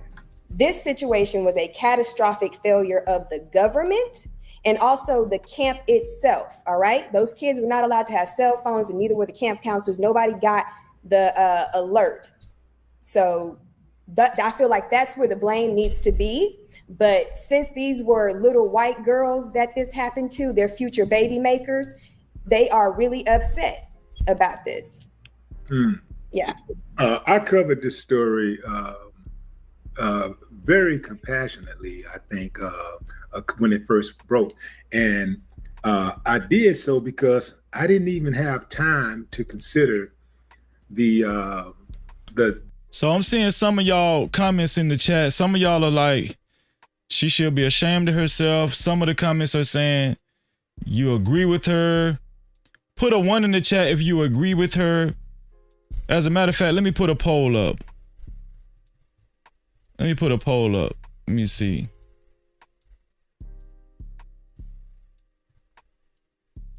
Do you agree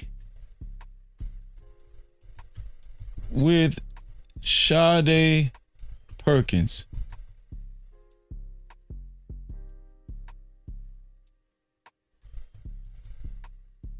Do you agree with Sadé Perkins? Yes or no? I put a poll up. There we go.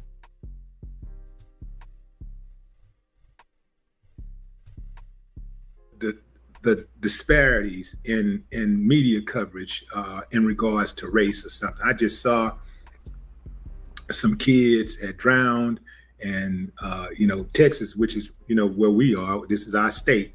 Was in trouble. People are going through it, and I just felt for them, and I did a report, and I gave my condolences and wished everybody well. But I ain't gonna lie, I'm gonna keep it a buck. I'll keep it a buck. If I had had more time to think about it, I'm straight up, I would have probably included the fact that they need to have this same type of energy when Black and brown children go missing. So Willie D is agreeing with Sadé Perkins, saying that they need to have this same type of energy when Black and brown children go missing. So now we know the death toll for Camp Mystic is 121 so far.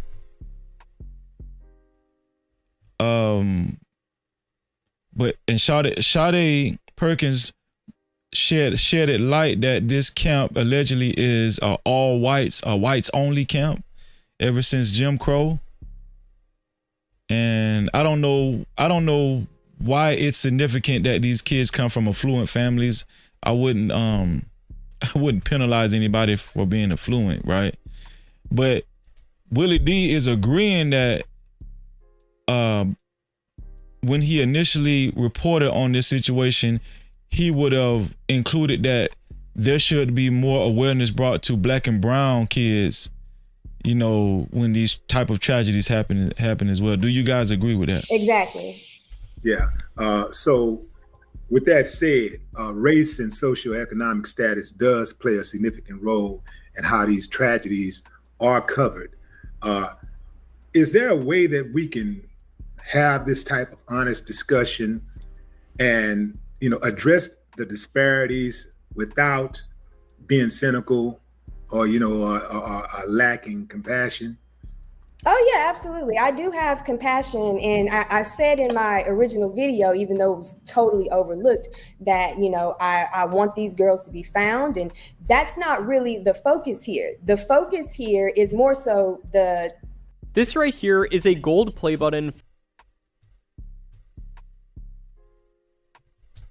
Government.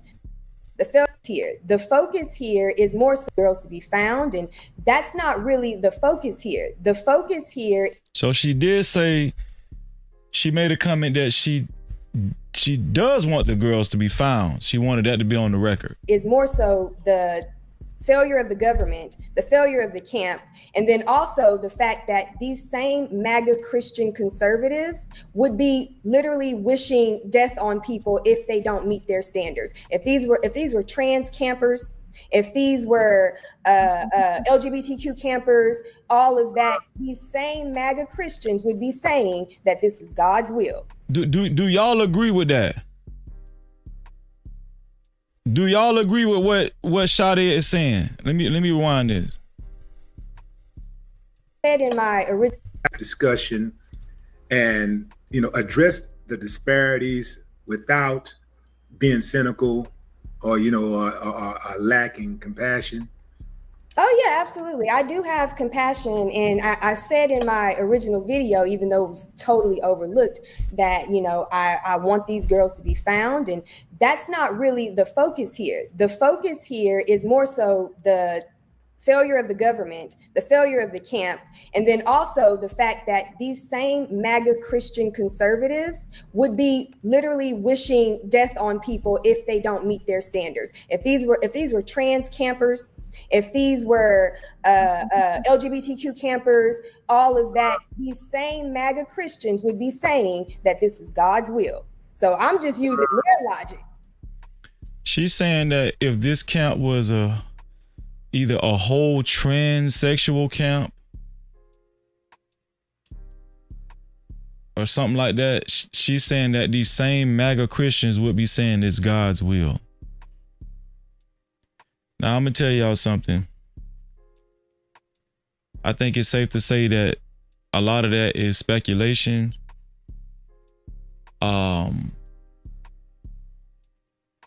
I get her point, but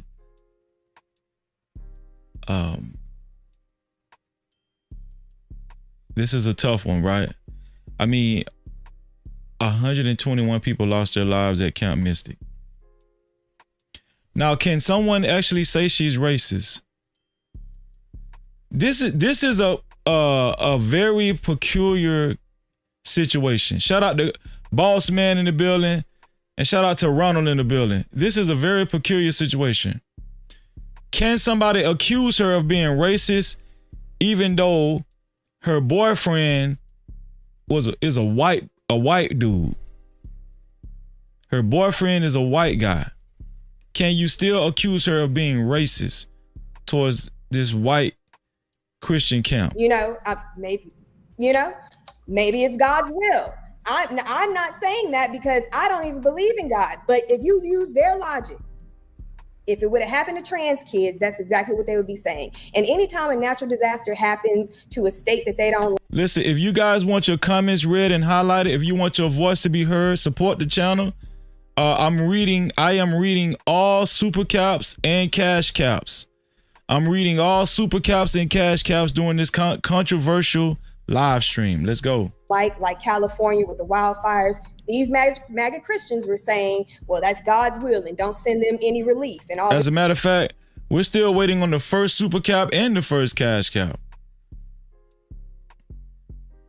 I appreciate y'all. This and that, So that's, yeah. Can you clarify how institutions can be more inclusive while still maintaining their culture or religious identities? These particular, their culture is white supremacy. So I don't know if they're interested in that. That is their culture. There are, non-racist white people. There are white people who are trying to make a difference. But at the end of the day, the majority of white people conform to white supremacy, period. Mm-hmm. Yeah. Your partner. So she was married. She not married. She was she's with her white significant other. I think he's a pastor. He's a white man and he's a pastor. Right? Period. Mm-hmm. Do y'all agree with what she just said? That is their culture. There are, non-racist white people. There are white people who are trying to make a difference. But at the end of the day, the majority of white people conform to white supremacy, period. Now, like I said, her significant other is a white man and he's a pastor. And she's making these comments. She's saying the majority of white society conforms to white supremacy, period. That's what she said. Mm-hmm. Yeah. Your partner, who is a white male, has publicly disavowed your comments. How do you reconcile your partner who's supposed to have your back? You got the whole public, you got the whole country, the entire, seem like the world coming down on you right now. And instead of your husband saying, oh, not your husband, but your partner saying, I got your back. Now, her white pastor, significant other, I don't know what you call it, a boyfriend or whatever. What did Willie D say? Your back has publicly disavowed your comments. Okay, so he publicly disavowed her comments. Her white pastor boyfriend publicly disavowed her comments.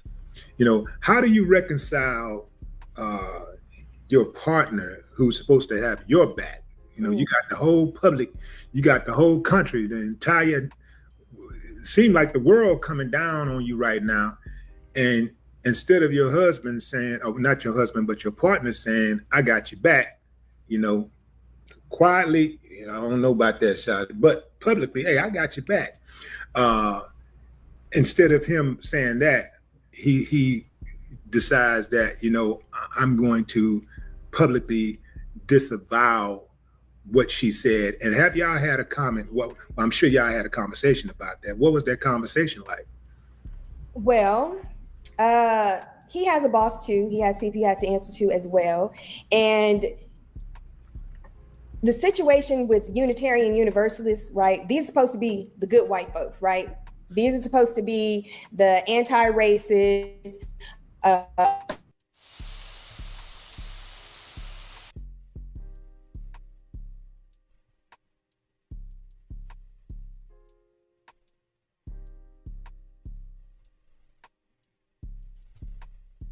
LGBTQ. These are supposed to be the good white folks, right? These are supposed to be the anti-racist, open LGBTQ people, trans, all of that, to women's rights and body autonomy, all of that. They're supposed to be good white folks. We're having a problem with your signal. It's getting distorted. I'm sorry. Okay, it's good now. Okay. But yeah, these are supposed to be the good white folks, and that's how they, you know, model themselves or whatever. But as you can see, once that white supremacist ire is faced on them, they gonna back down as well. You know, they can't really handle it like that. Meanwhile, Black churches get bomb threats and get shot up and stuff all the time.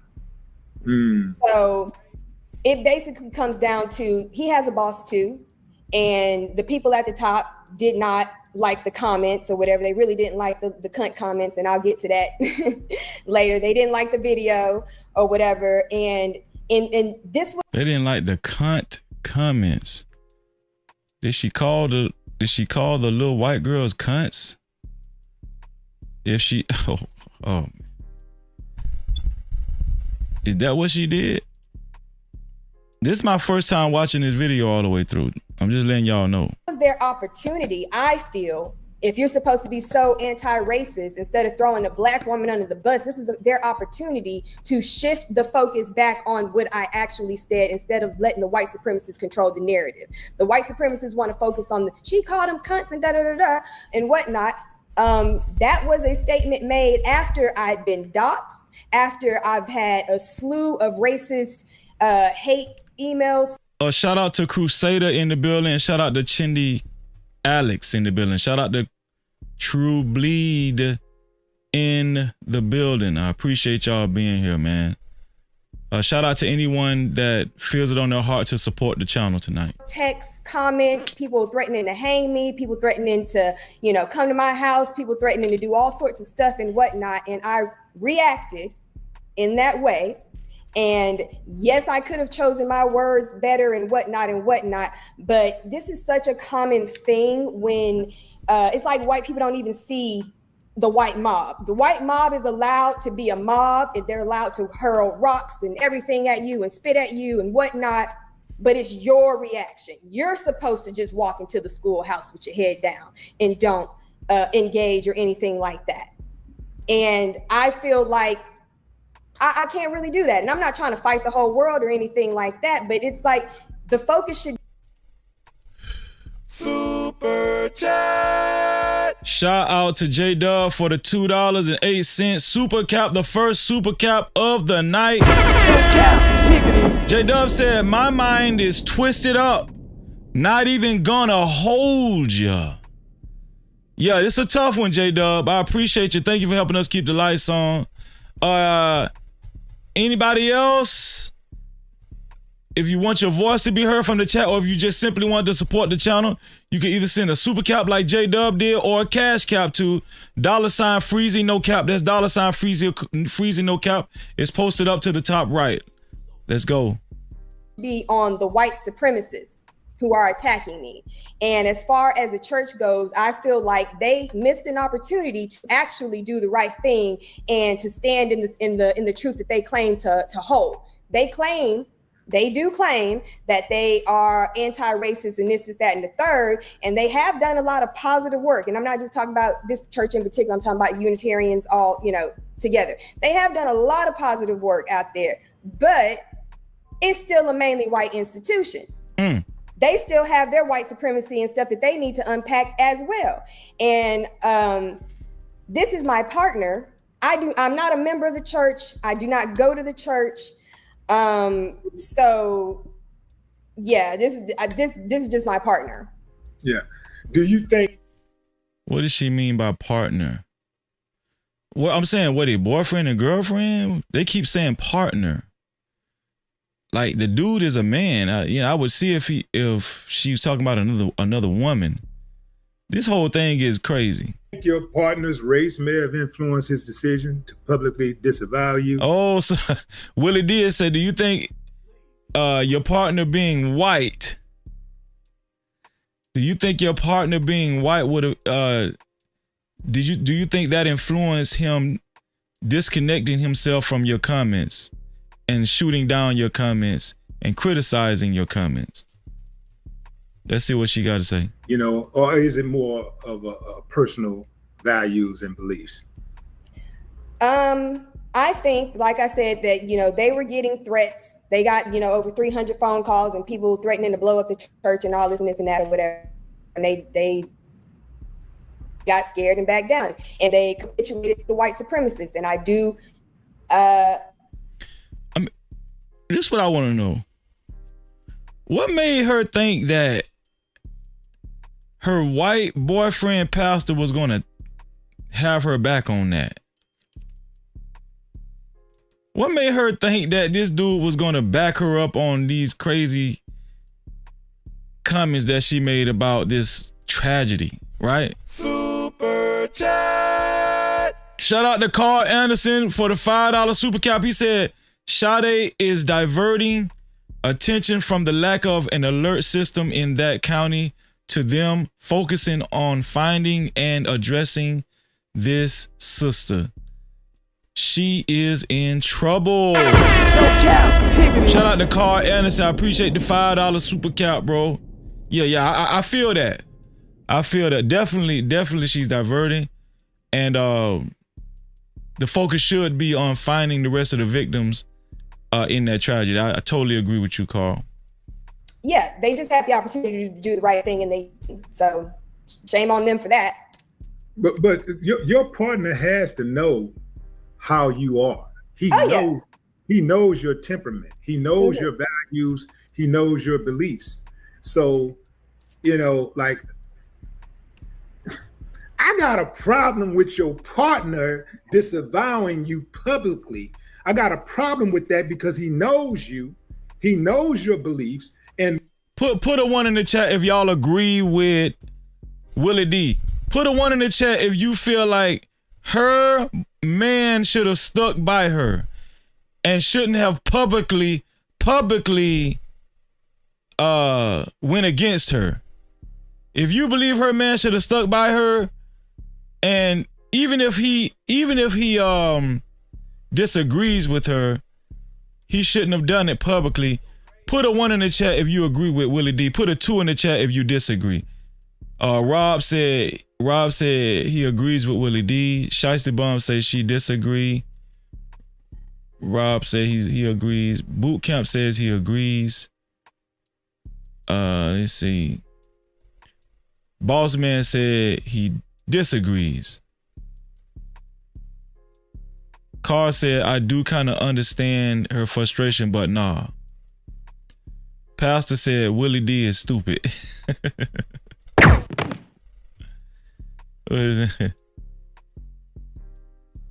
Travel One says she doesn't seem worried. She's going to do what she feels leads her to do.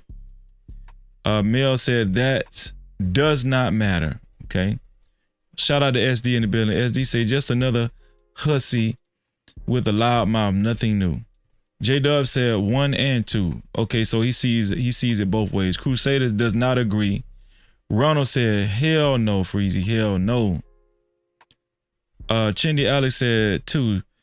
She is confused. She likes to race play. Okay.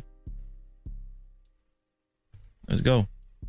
Whether you're right or wrong, he's supposed to have your back publicly. Even privately, he's supposed to have your back. Privately, you counsel, you tell him, hey, look here, baby, I think you went too far with that. Woo-woo. But publicly, yo, hey, this is what my bad, Mel. Mel said that matters to the surface level folks. Okay. My wife, but this is what my partner believes, and we're having conversations, whatever you want to say or whatever, but you do not under any circumstances publicly disavow your partner for nobody. I wouldn't have done it. I wouldn't have done nothing like that, because I'm gonna be like, because I got to go home. Would y'all, is Willie D making a point, or is Willie D just trying to get into this lady's pants? Which is it? Like, do y'all kind of agree with what Willie D is saying? If that was your significant other, would you publicly go against your significant other publicly while y'all still together, y'all live together and everything? Would you publicly go against your significant other? Emmett Fox said, hell no, I would not do that. Emmett Fox said, hell no, I would not do that. Not quite too far with that. Woo-woo. But publicly, yo, hey, this is what my wife, this is what my partner believes, and Boot Camp said no, he would not go against his significant other in public. Okay. We're having conversations, whatever you want to say or whatever, but you do not under any. Okay. So, yeah. So thank y'all for the comments. Now, let's continue to support the channel. If you want your voice to be heard from here on out, you can either leave a super cap or cash cap to $Freezy no cap. That's $Freezy no cap. I'm reading all comments. You already know that. Circumstances, publicly disavow your partner for nobody. I wouldn't have done it. I wouldn't have done nothing like that, because I'm gonna be like, because I got to go home. He was pretty much forced to do it. Pretty much, he has a board too, and like I said, he also has a boss, and these are mainly white people. They're supposed to be the good white people, but these are white people. But the boss can't make me do that though. That's what I'm saying. Like, money ain't that important to me. Now don't get me wrong. Yeah. You heard Willie D. Willie D say the boss can't make me do that for my woman. The money is one thing, but no, I ain't finna go against. I got loyalty. That's what Willie D said. Money is important, and I understand that it's a tool that we use to move around and get things done and take care of ourselves. I got all of that. But if you don't know what you will do for money, you better know what you won't do for money. Prime Day is here with great deals on whatever. Rob Dub said he's standing with his wife. I feel you, Rob. It's a touchy situation, bro.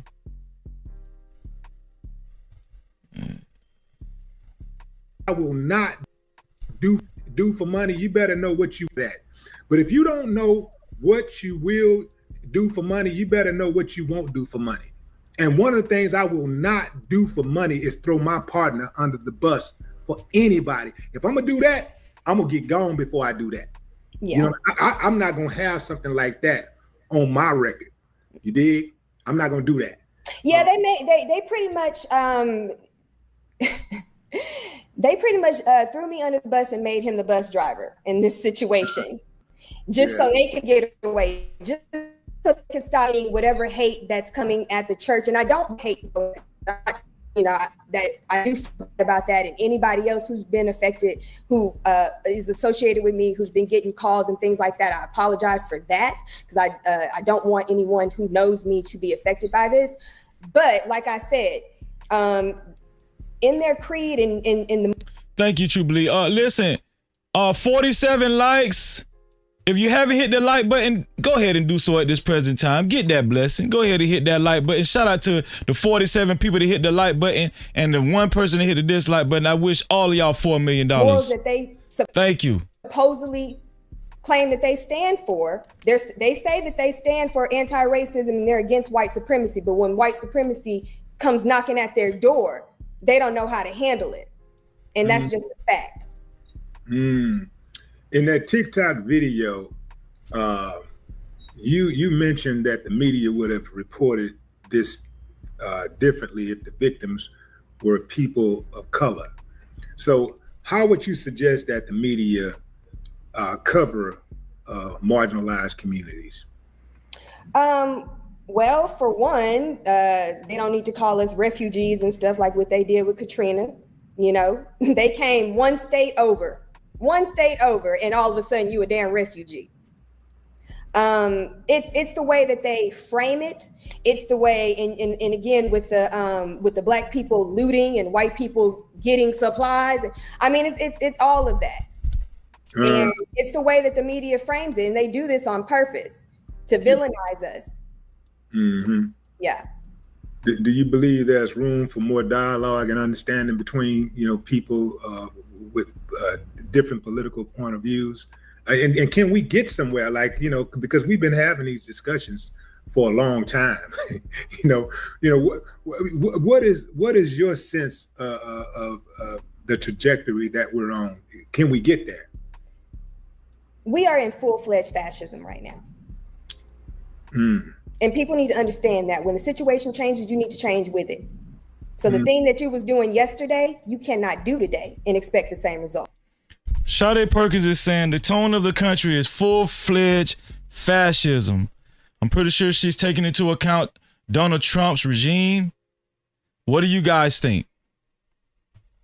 Yo, this is a crazy situation because she was messing with a white pastor. I'm talking about she's fresh off the press with a white pastor. I don't know if they've separated just recently, but they are in a full-fledged relationship.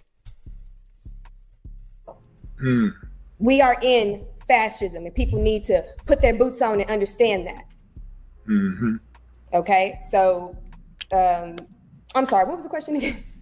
No, I was saying that, do you believe that what do you think about the trajectory? Do you believe that there's room for conversations, political conversations, and what do you think about the trajectory that we're on right now in terms of trying to get an understanding and to respect one another? Because here's the deal, this is the way I look at it. Yeah, we got a lot of differences, but our commonalities outweigh our differences. The biggest difference that we constantly spar over is the color of our skin. That's one of the biggest things, and that's a big thing for, that would be a big thing for any racist society, because it is what it is. You cannot try to sugarcoat this. America is a very racist country. Bottom line is we got to be. America probably got the all-time. They probably got more medals than anybody. If it was an Olympics, America would win gold damn near every year. Every category too. Exactly, in every category. So is there hope? Because there's no hope. Yeah, there's no hope. Wow. There's no hope. And that's just being realistic. Yes, there's room for dialogue. Yes, there's room to work with people and whatnot. But as you can see, these people have thoroughly chosen white supremacy over everything, over their own health insurance, over their own safety, over, all the cuts that's happening and inflation. They are choosing white supremacy over all. So if you're going to be a so-called good white person and whatnot, you have really got to unpack that and undo do your part to use your privilege to dismantle the system. But the thing is that even the so-called good ones benefit from the system, and they really don't want it dismantled. That's what it really comes down to. You left the Houston Food Insecurity Board in January. How did you feel when the mayor fired you in July? So she got fired. She just got fired. Man, okay. What I have to say about Mayor Chitmore is, first of all, I was appointed to the board by Mayor Sylvester Turner, God rest his soul. And that was in October of 2023. I was on the board for a little over a year. I served my time. They did ask me to come back, but I decided not to. I resigned in January to focus on other things because I noticed that once Chitmore got into office, his main goal has been to dismantle everything Sylvester Turner has done. And in my opinion, one of the biggest legacies that Sylvester Turner has left behind was beautifying the city. He opened up the bike trails. He opened up the bayou to be accessible. We didn't have bike trails on the bayou before this man was in office like that. You know, all of this is in all the bayous, and he's also connected them as well. Nothing but bodies and cars for the longest time. Beautified the city. He put in the city bikes that Mayor Whitmore has ripped out. He the Marshall Bridge and all of those lights and stuff that were real pretty that no longer light up anymore. And the fact that Mayor Whitmore is ripping out the bike lanes is so crazy to me because, I mean, these roads are already shitty and more bikers are getting hit by cars. So him making those comments, it wasn't directed at me necessarily. It was more so at my partner. Because my partner had been in city council for the last couple of months, giving him hell about these damn shit. Yeah, you got a bad connection going on. It's trying to get through it. Can you tell that connection is bad on your end? No, because you're coming through loud and strong, and my stuff isn't buffering. Yeah, your face is even a little blurred. But it's a little better now. I don't know what happened. I guess we got to. Somebody trying to hack the chat or what? I think we got to actually talk to the algorithm, like, hey, and then it'll get back right. You know. Okay. Yeah. Explain to me some of the things that have happened to you since you made these comments, because you were saying something about these people calling you all kind of names and they doxed you. Like, what is that experience like, and what are you doing to protect yourself? Well, yes, they have doxed me. They've, I guess been riding past my house, taking videos and doing other things to try to intimidate me. And my reaction to that is I got a shotgun. Yep. I got a shotgun and I'm not afraid to use it. I'm not trying to say that I'm Billy Badass or nothing like that. But like I said, if anyone does come to my home uninvited, this is what's going to happen. But as far as like all the hate and stuff, it hasn't really affected me because I'm used to white supremacist hate. Not all of this all at once, but I've made, several controversial videos or whatever. And this is the typical reaction that I get from white supremacists or whatever. And the thing about it is that white people online are not the same white people you see in person, right? Online, these people are hateful as hell and it's spewing nothing but racism, white supremacy, and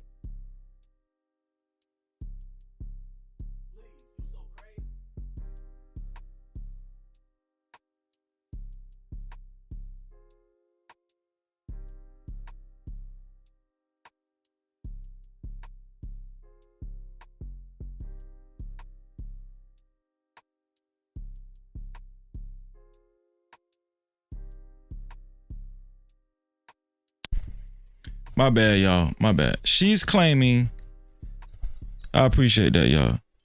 she's claiming to know white people, white society, being that she was in a relationship with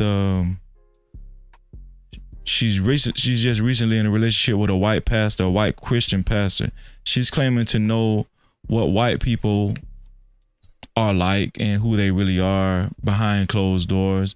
Are you guys giving this young lady any credence to what she's saying? Do y'all think that she's credible? She says she know white people, and what do y'all think, man?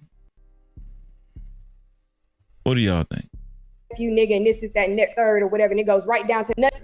Right? Online, these people are hateful as hell, and it's spewing nothing but racism, white supremacy, and F you nigga, and this is that and that third or whatever, and it goes right down to their little children and shit when they be playing on these games and stuff. When you hear the kids on the games or whatnot, all them little white kids in there, nigga, all of them, all the time. So, yeah. Yeah. So, what are some of the words? I mean, I got an idea. There's some people listening right now may have no idea about, what type of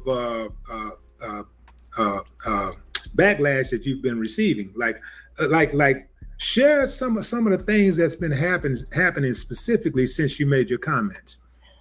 Let me see if I can. I did download some images and whatnot. I don't know if I can share them, but I've gotten messages like fucking racist piece of shit. Hope you get raped, dumb nigga. That's one that I read. You need to be hung. Try. With that,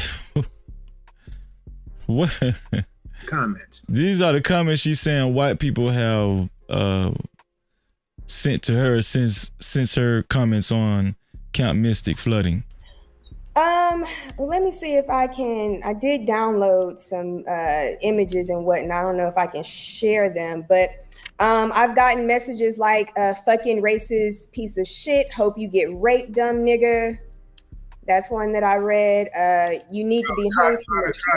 Try to edit, Oh, sorry. My bad. You're right. And that's what's crazy too, because these comments and stuff, they're allowed to post these things and it doesn't get flagged. Want your video to stand out? Go to motionarray.com.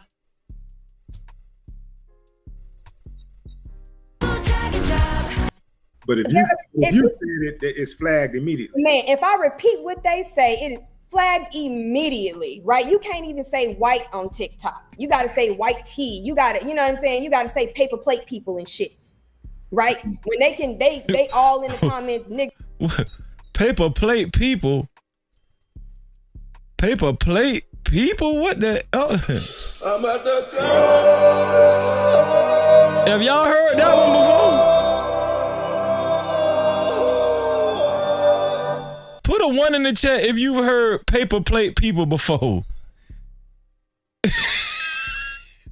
Put a 2 in the chat if you have not heard paper plate. Listen, it's all in good fun. This is not a racist channel. I'm just saying I never heard that before. Paper plate people, what? Rob said he heard paper plate people before. I never heard that before in my life. Emperor say, nah, I ain't heard that. Nigga, and monkey emojis and all sorts of stuff or whatever. It never gets flagged. So yeah, I mean, everything is like working together to uplift white supremacists and whatnot. And as far as like MAGA, they can say the most vile, hateful, racist shit, and no one is trying to hold them accountable for their comments.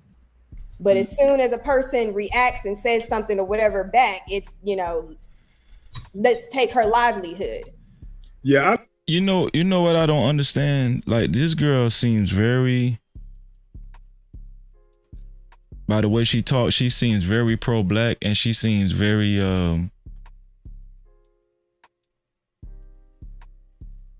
very much so about a black community and bringing awareness to racism and stuff from white people. What I don't understand is, if it's that serious, and listen, y'all know how I am.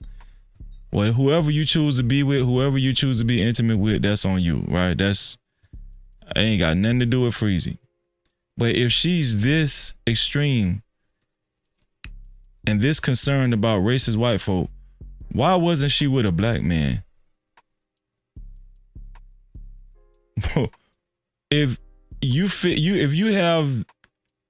this strongly about racist white people, then why weren't you with a black man? If you feel like most white people practice white supremacy.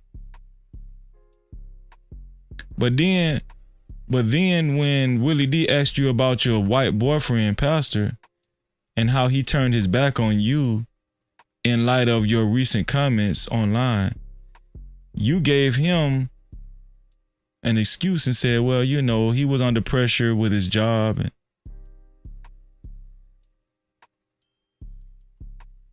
do y'all see what I'm saying? Is this a social media play? Is this a play for clout? What do y'all think, man? Because this, I don't care how racist. I don't care how racist white people are. This is just my opinion. I don't care how racist white people are. When a tragedy happens like that, 121 people died. Some things you just, you know, you can't.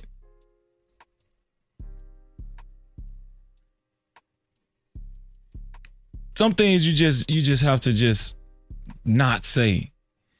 In a situation like that, you know, my grandma said, if you ain't got nothing good to say, just don't say nothing at all. I mean, these people are even if it was an all white, let's just say if it was a whites only camp for real, you know what I'm saying? I'm just taking her word for it. Some things you just don't say, man. These are still human beings, you know what I'm saying? 121 death toll. I mean, come on, man. I mean, no matter whose race is on either side, somebody got to show some type of decency. I'm just saying. I learned not to even engage when people come on with the ignorant stuff. My block game is super strong. I'm one of the all-time block leaders in the history of social media. My block game is super cold. It's superb, second to none.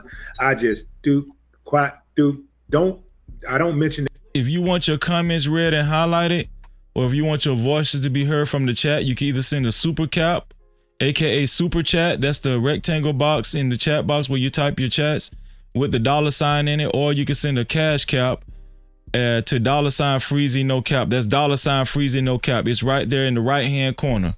I appreciate y'all. Let's go. Their name, I don't give them any type of shine. I just block them and keep going because I saw early on, especially like on Instagram, if you got a little bit more latitude on YouTube, but on Instagram, somebody can call you out and call you out of your name and say everything, call you everything but a child of God. And if you comment, you ain't even got to use a cuss word. You don't even have to repeat what they said. You could just make a comment back and say your mama, and boom, that would be enough for them to give you a strike. They will give you a strike, and this person that called you everything but a child of God. You just reply your mama, and boom, you out of here. So I just learned just get rid of them. All of these platforms, as you can see, are geared towards white supremacy, and it's geared towards silencing Black voices and people of color's voices and whatnot, and keeping it into certain diagrams where you can only say certain stuff or whatever. I feel Willie D about that block game. My block game so strong over here. My block game so damn strong. No Cap-tivity. I feel Willie D on that. That's literally how the apps are designed, and it's clear. What did she say? Hold on, let me see what she said. You can see just get rid of them. All of these platforms, as you can see, are geared towards white supremacy, and it's geared towards silencing Black voices and people of color's voices and whatnot, and keeping it into certain diagrams where you can only say certain stuff or whatever. That's literally how the apps are designed, and it's clear. Y'all think the apps are designed that way? I mean, listen, let me tell y'all something. One thing I will say, you can say nigga. You can say nigga on these social media apps 1,000,000 times. You won't get flagged or nothing. But if you say FAGGOT, you will get flagged. If you say something about the small hats in any derogatory way, you will get flagged. But you can call a black person a nigga all day. Any type of derogatory, racist terminology, whatever you can think of, you want to call a black person, you can say it on social media and you will never get flagged. One thing, I will say that now. She might be on to something. It might be on to something. I don't know. Like even a lot of the manosphere content, they got a lot of those manosphere guys up out of there because you can't keep harping on women like that. Right? You can't keep harping on women like that. You just can't do it. Shout out to Prime in the building. What do you say to people who say, well, they got rid of Alex Jones, and a lot of people consider Alex Jones to be a white supremacist? Yeah, he's definitely a white supremacist, and he's still out there doing his shows. He's not on YouTube anymore, but he's still on, he got his InfoWars or whatever, and he's still out there. And the thing about Alex Jones, I will listen to it just to see what the white supremacists are listening to and what they're thinking and stuff like that, right? And I remember back when Obama was in, right, the white supremacists was all like, oh, he about to do FEMA camps and he about to do this and that and da-da-da-da. And they're, all up in arms and whatnot about all this stuff that he's about to do that never got did or whatever. And here come Trump with the actual fucking death camps. With the actually building camps in fucking Florida right now. Sorry, I should say that. In Florida right now. And what are they saying about it? Nothing. Because they thought that this black man was going to round up all the white people and put them in camps. But it's okay to round up all the Hispanics and anybody else and put them in camps. Man, she ain't lying. Donald Trump is building concentration camps in Florida right now for illegals. I'm talking about concentration. This dude is concentrating illegals in camps in Florida right now. They're building up camps like crazy in Florida. She is not lying. Including children. Yep. Let's go back to the comments you made about the little girls. When you posted that comment, let the little cunts drown. Before you posted it, did you think to yourself, like, I know they're gonna go crazy if I post this. I know this gonna be one of the Prime. This is Sadé Perkins. She made disparaging comments on Camp Mystic, the Texas flooding, the camp that got flooded out in Texas. The death toll is like 120 some people dead. But she brought out that it was an all-white camp, a whites-only camp. She brought out it was a whites-only camp, and she criticized the camp for being an alleged whites-only camp. And this is what she's addressing. Wildest responses ever. If I hit this button, if I hit this send, it's gonna go crazy. Did you think about that and just decided against it anyway? Just decided against your better judgment? Or did you just say, y'all coming at me, I'm gonna come at y'all. Y'all trying to hurt me, use words to hurt me, so I'm gonna use words to hurt y'all. Not even if you don't mean it, but you still, I'm gonna use these words because I know this is gonna get under your skin. This is gonna really hurt. Well, out of all the comments and stuff, I didn't know that that one would, be the one, but I did choose those words in particular because I knew that it would get under their skin. Okay. She also called them CUNTs right here. Here we go. They gonna go crazy if I post this. I know. To the comments you made about the camps and put them in camps, but it's okay to round up all the Hispanics and anybody else and put them in camps, including children. let's go back to the comments you made about the little girls. When you posted that comment, let the little cunts drown. Now that was so uncalled for. Let the little CUNTS's drown. Come on, man. She just went too far with that one there. Let the cunts drown. Yeah, that was too far, man. Come on, man. Super chat. Shout out to Carl Anderson for the $5. He said Alex Jones got in trouble for talking about those kids losing their lives in a school shooting. Alligator Alcatraz is for the Haitians. Support. Let's go, man. No Cap-tivity. Thank you for the support and the super chat, Carl. I appreciate you, man. Before you posted it, did you think to yourself, like, I know they're gonna go crazy if I post this. I know this gonna be one of the wildest responses ever. If I hit this button, if I hit this send, it's gonna go crazy.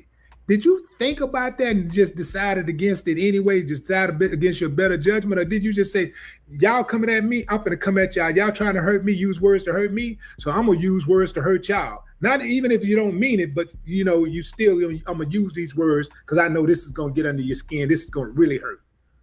Well, out of all the comments and stuff, I didn't know that that one would, be the one, but I did choose those words in particular because I knew that it would get under their skin, because we don't use cunt in a pejorative way. We don't call each other cunts unless we're talking about like you cunty, like the gays and stuff. Mm-hmm. But I knew that gays call themselves cunty. I ain't never heard that before. You cunty. What the hell is a cunty? Y'all heard that before?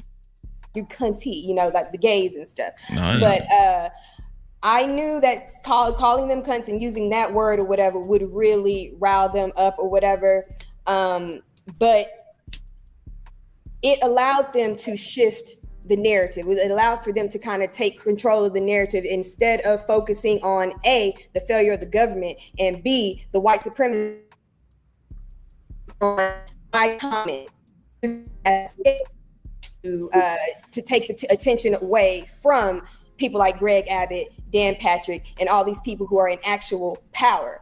I was someone on a non-paid volunteer position on a food insecurity board that was doing absolutely nothing. And it's not like we weren't putting together positions and proposals and things, but the fact that this was a board that Sylvester Turner put together, Whitmore is not trying to hear none of it. Mm-hmm. So that's part of the reason why I resigned in January, because I was like, this shit ain't going nowhere. Why am I wasting my time?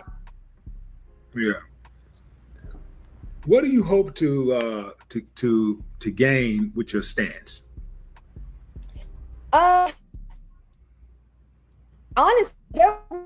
because before all this happened or whatever, I had like 6,000 followers, and my videos got like 200 views and stuff. So there was no plan or anything. But now that it's happening, one of the things someone set up She said she only had 6,000 followers. You can imagine how many followers she got now. She probably got damn near 50,000 now. But that's how twisted social media is, right? It's not a GoFundMe, but it is another donation site that a total stranger, I don't even know who this person is, set up. And it's from Give, Send, Go, right? And the purpose of that is to get a bag. It is to get a bag. There is no other purpose. And also to write. Did y'all? No Cap-tivity. She said the purpose. Hold on. Let me rewind this. That it's happening. Now that it's happening, one of the things someone set up it's not a GoFundMe, but it is another donation site that a total stranger, I don't even know who this person is, set up. Okay, somebody else set this GoFundMe up. Okay, let's hear what you got to say. And it's from Give, Send, Go. Okay. Right. And the purpose of that is to get a bag. It is to get a bag. There is no other purpose.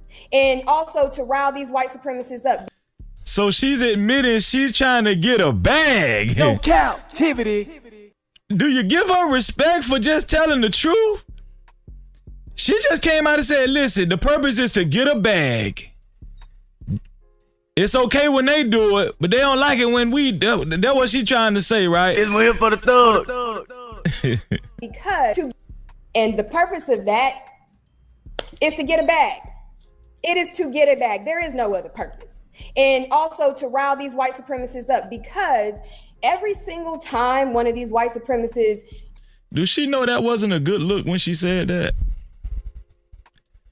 Do she know that was not a good look when she said, like, you call these little girls CUNTSs, and then you're admitting that you're trying to get a bag. You're trying to get donations, and you're trying to piss off white supremacists. And you think black people are going to rally behind you, behind that BS? Hurt, kill, or maim us, they become millionaires, right? And the most recent one that we know of is a lady called a baby nigga on the playground. So she's talking about the white lady that called a young boy. She's trying to justify her getting a bag by calling out the white woman that called a young black boy a nigger on the playground. She got over $1 million some. She says she's trying to get a bag too and piss off the white supremacists. Shout out to Buck 9mm and everybody else that came through, that's coming through tonight. If you would like your comments read and highlighted, if you would like your voices to be heard from the chat, you can either send a super cap or a cash cap to $Freezy no cap, $Freezy no cap. So a baby toddler, the N-word, and receive $500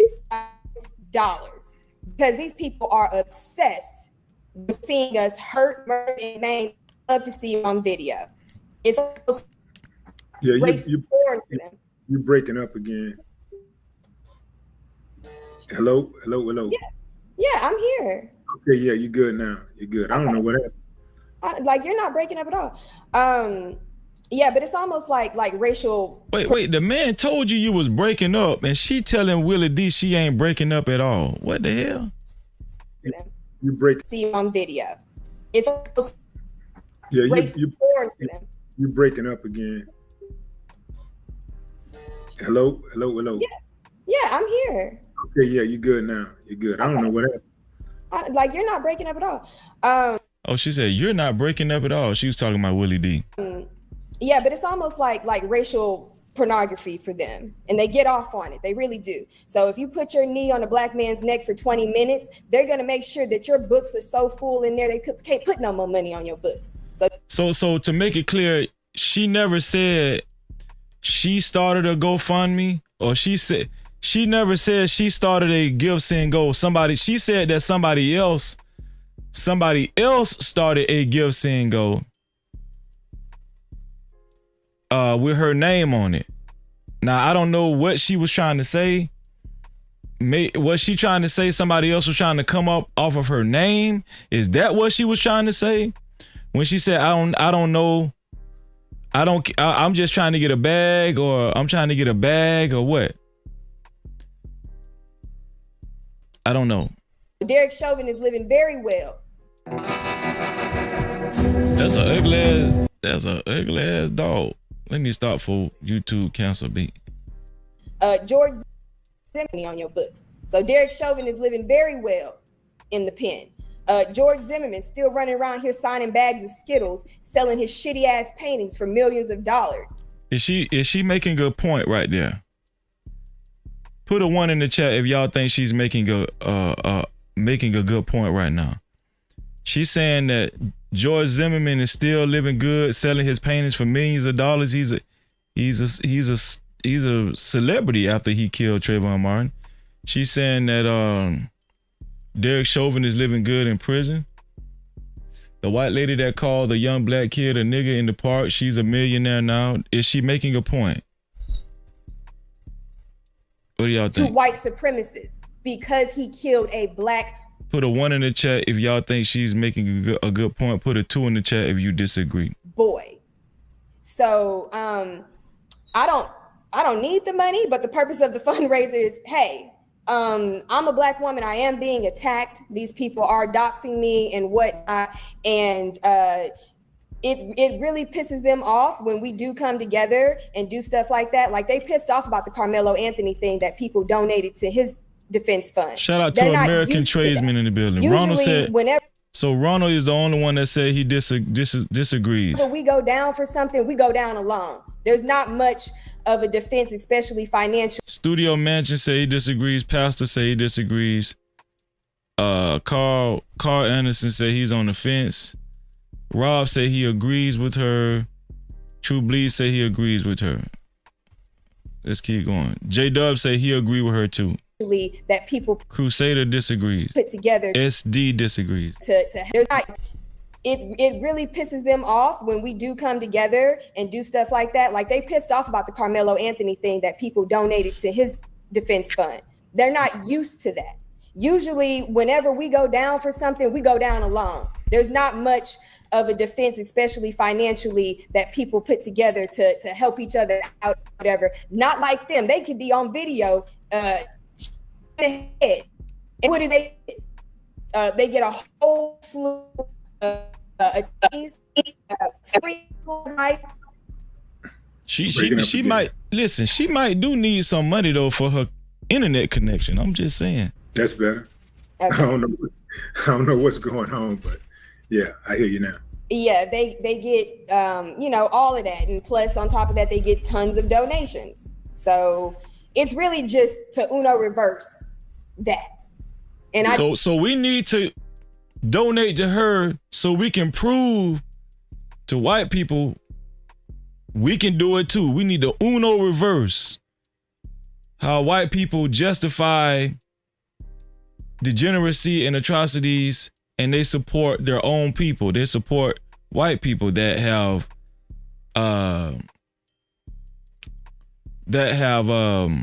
committed very offenses towards black folk, right? So she's saying we need to Uno reverse and be the same way for our own people. That's what she's saying. What do y'all think about it? I do believe that, more. Or is she just trying to get some damn money out of y'all?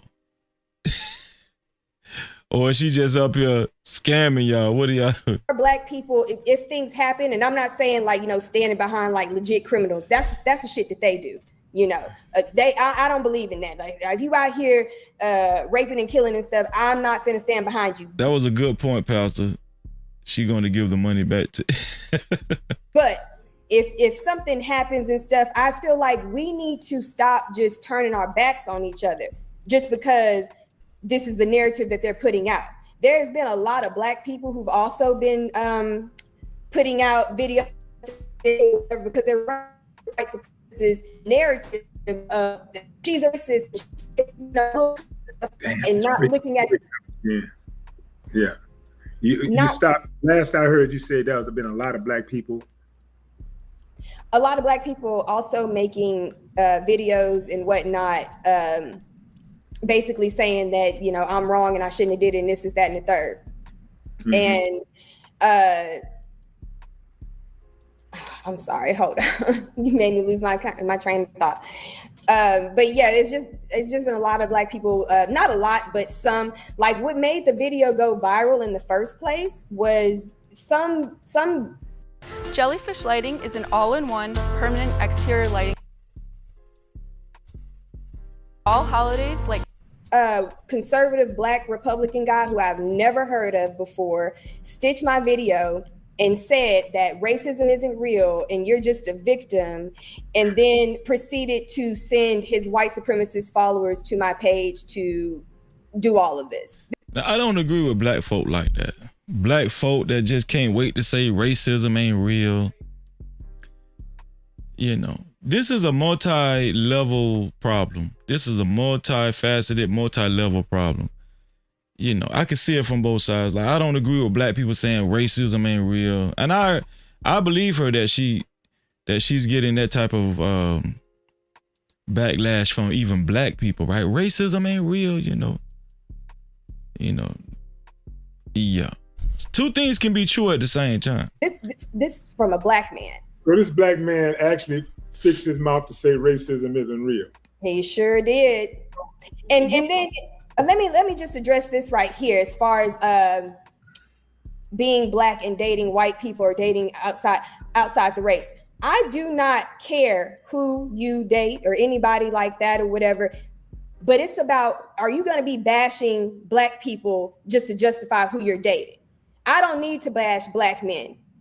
I'm not that type of person. I don't need to bash black men. I will speak on issues that we may have or whatever, but it's no bashing, but I will be honest and speak on issues and say my truth. So she's saying she can date a white man and not bash black men at the same time. She's saying she feels like that's wrong when black people date outside their race and they bash their own race. She's saying that's when it's wrong. But she says she can date white men and not bash her own race. Do y'all agree with her? Let me pull that back. Shout out to Fear No Mortals in the building. What's up, Fear No Mortals? Great to see you. Great to see you, sis. No Cap-tivity. Make sure y'all subscribe to Fear No Mortals channel. Let's go. Followers to my page to do all of this. This from a black man. So this black man actually fixed his mouth to say racism isn't real. He sure did. And then let me just address this right here as far as being black and dating white people or dating outside the race. I do not care who you date or anybody like that or whatever, but it's about, are you going to be bashing black people just to justify who you're dating? I don't need to bash black men. I'm not that type of person. I don't need to bash black men. I will speak on issues that we may have or whatever, but it's no bashing, but I will be honest and speak on issues and say my truth. And some people might take that personally, but no, there's no bashing at all. I don't need to justify who I'm dating or whatever by bashing or whatever. And some, not all, but some black men who date outside, that's their MO. Their whole personality is beating down black women to uplift their white queens. And it's just so unnecessary. And I think that that's why a lot of people automatically off the rip have, negative thoughts about interracial relationships, because you're thinking that, okay, if you're dating this white person, then you must be, like one of them, and, thinking that, right? Right. Yeah. So just to be clear, in regards to little girls who drowned in the Texas floods, you're not happy that they drowned. You are upset that black children and brown children don't get the same respect and consideration. That's your beef. Yes, but also white supremacy hurts everybody, especially white women and children. How so? Because of the way that it's set up. Like, we know how it hurts us, right? But they not escaping this. They trying to turn them into little Gilead birthing machines, right? This whole abortion ban stuff. Actors, we can make you believe we know what we're doing, when in fact, we do not. It's not for us. They don't give a damn if we, they don't want us to have kids, but they want them to be producing. They are not producing enough. That law is for them. So they're getting trapped in this. Right. And when they get have ectopic pregnancies and things like that, they're being trapped into it. Now, I haven't seen none of them go to jail yet. I've seen several black women get arrested for having miscarriages and things like that. I've seen several black women get arrested. And then not to mention the sister in Georgia who they kept on life support as a damn science experiment just to see if they can do this, if they can incubate babies without, consent at all. That's just sick. So they also are getting inadvertently hurt as well. And then the fact that they're trying to, they don't want us to work, right? They don't want none of us to. They want all of us to be dependent on the men, especially them. So obviously that keeps them trapped in all sorts of crazy ass relationships and whatnot by wanting to be a trad wife. And now you gotta do everything for this man and your children and whatnot and not have no personal identity. So it doesn't help them. It definitely inadvertently affects white women and children for sure. It affects us all, but it also affects them as well. Nobody escapes white supremacy. Do you have brothers? She's very big on white supremacy. It's almost like she's very radical, right? It's kind of weird. I must admit, it's kind of weird. She's very radical, the way she sounds in her speech. She's very big on white supremacy, but she has a white boyfriend that's a Christian pastor. What y'all think? Yeah, I do. Are you close to them? Yeah. Yeah. Are they like in the city? Yeah. Yeah. So what do they think about all of this? I haven't talked to my brother about it, but I did talk to my sisters, and well, at first they're just concerned about my safety. That's first and foremost. They're concerned about my safety. They understand where I'm coming from. I've always been this way. It's not like this is something brand new, but like I said, I just don't like that other people, because they've been getting phone calls and stuff too. People associated with me have been, the white supremacists have been all in their shit as well, trying to intimidate them or whatever. But they understand, they know what it is. Wouldn't like a person calling you a racist, and while at the same time making racist comments defeat the purpose of calling you a racist in the first place? Like, I find it very ironic that, that you would call somebody a racist and then actually prove their theory about you.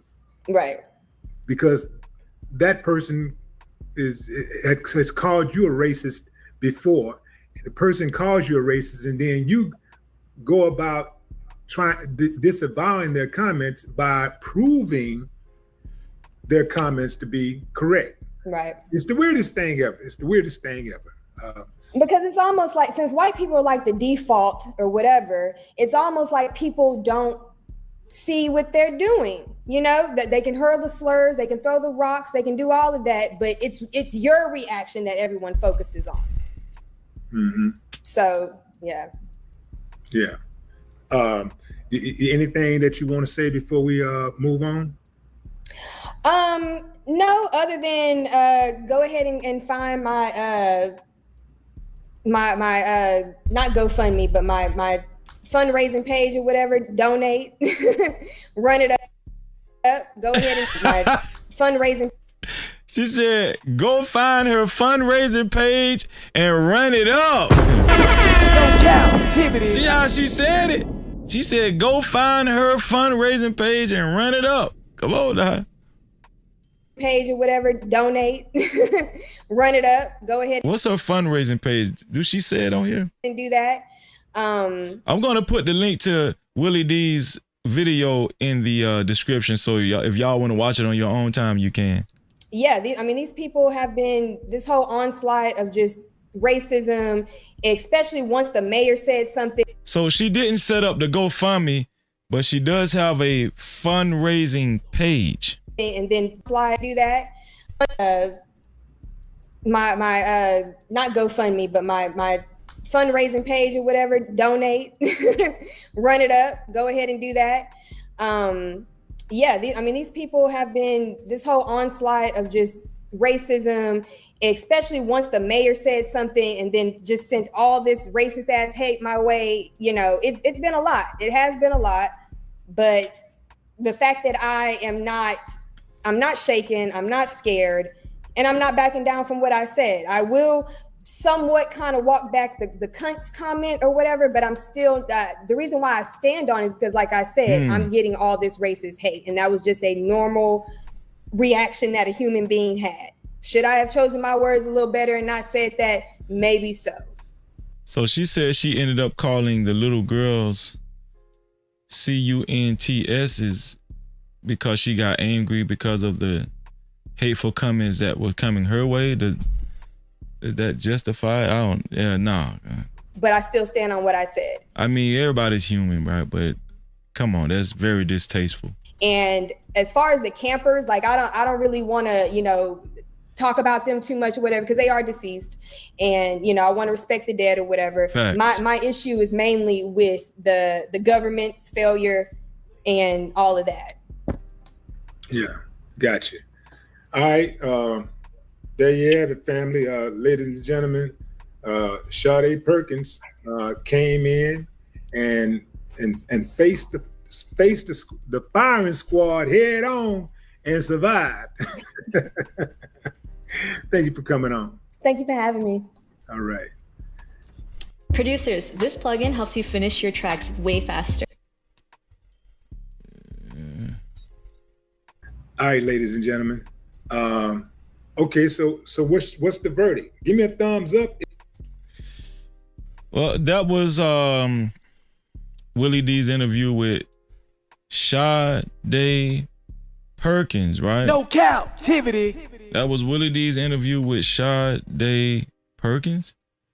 What do y'all think about the interview? Now that she's had a chance to explain herself more, do you kind of see it more from her point of view? Do you kind of see it more from her point of view?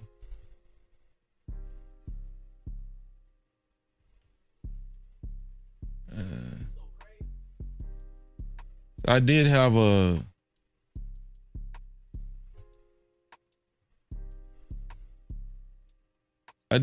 couple of more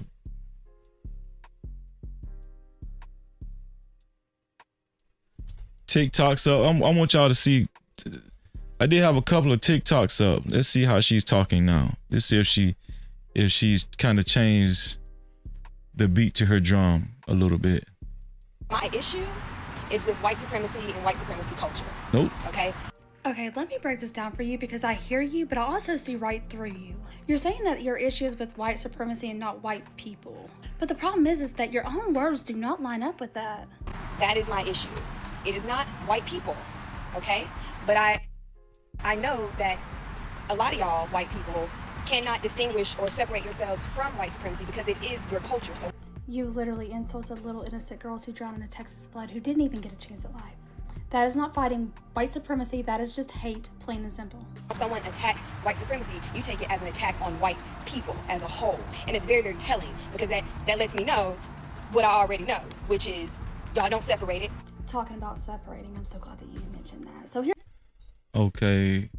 Let me see. Shout out to Ronald. Super chat. Shout out to Ronald for the $2. He says she is an example of racism and hate in America. Shout out to Ronald. No Cap-tivity. If you would like your comments to be heard from the chat, you can either do what Ronald did, either send a super cap or a cash cap to $ Freezy no cap. That's $ Freezy no cap. Let's get another one. Let's see what she said right here. Made a video about a random news story, as I often do. And now that's it.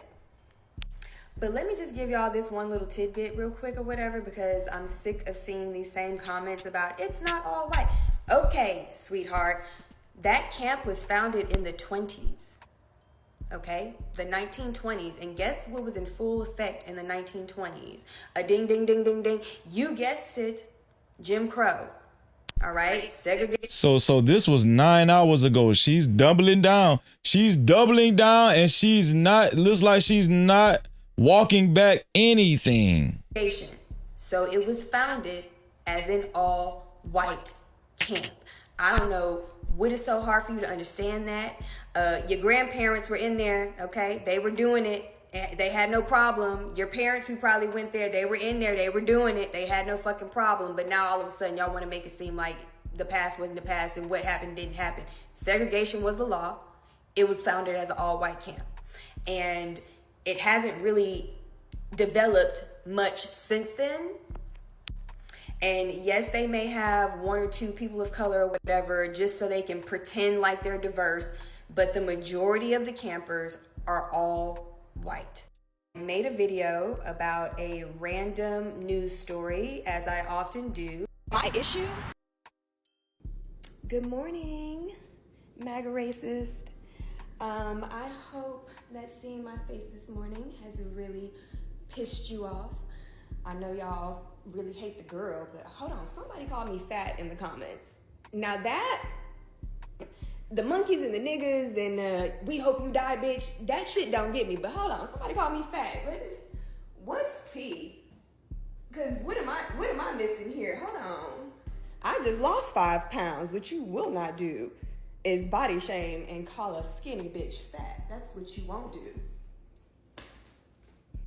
Well, it's another beautiful day in Zamunda. It's Sunday morning. Are y'all going to church? Are you going to church? It'd be nice if you did. Go ahead and show up. Go ahead and show up to the Universalist Church. Go ahead. It'd be nice. I mean, they're definitely used to having MAGA protesters at their church, so it really wouldn't be anything new. They're used to evangelical psychopaths out there protesting against them. They're out there all the time. So go ahead, pull up a lawn chair. Go sit out there. They'll let you do it. They're definitely used to it because they're used to your type of Christian hate outside of that church all the time. It's always some, old ass white person with a banner and talking about how this church supports abortion rights and how y'all hate that shit because, women shouldn't have control over their bodies. Y'all hate that shit. But yeah, go ahead and embarrass yourself. There is cameras in the sanctuary and all around the church. So if y'all go up there acting a fool, we're going to put it on camera and we will post it. Or at least I'll post it because that shit will be funny as hell. But yeah, have the happy Sunday you deserve. Thank you for all the hate comments. I know y'all love to see a black girl shining and winning. I know y'all hate to see it. I really do. And the fact that I just lost like 5 pounds. Ooh, the fat comment hurt my feelings. Whoever called me fat, fuck you. Good morning.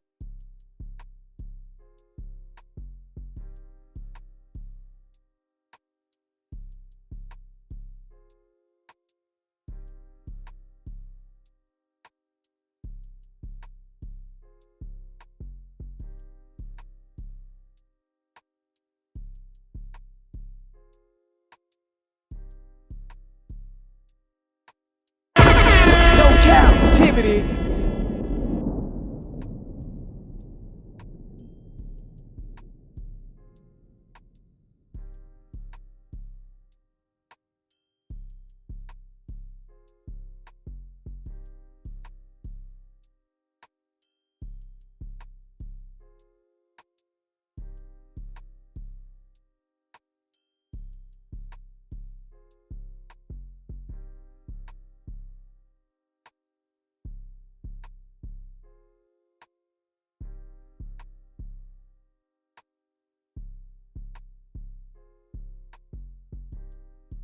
Sorry. Thank you. I don't know why I keep doing that.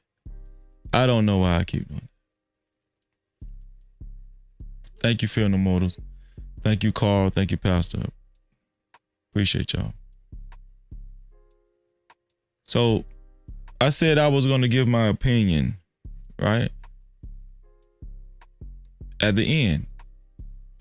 So I'm about to give my opinion at the end. This is my opinion at the end.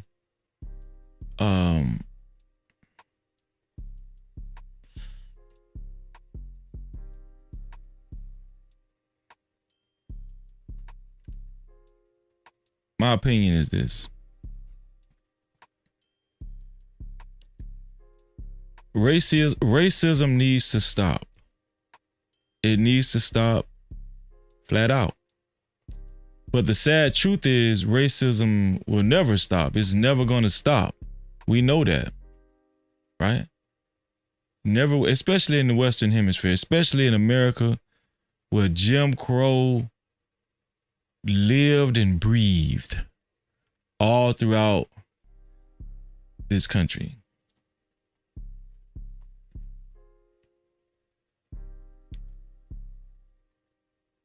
Camp Mystic. Camp Mystic. If it's true that this camp was all white and whites only, if it was whites only, I don't agree with it. Right? I don't agree with it. If that's if it's whites only. But I'm going to say this. Even if it is white only,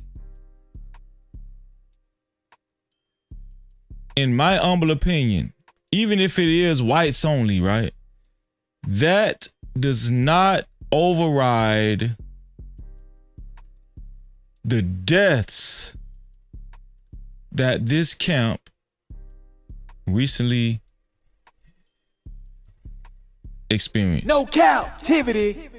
It does not override the tragic loss that not only these little girls, a lot of these young girls experience, but the parents and the family members and close friends in proximity experienced as well.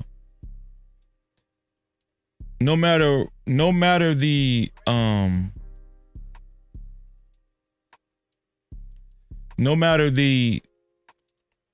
context of this camp, right?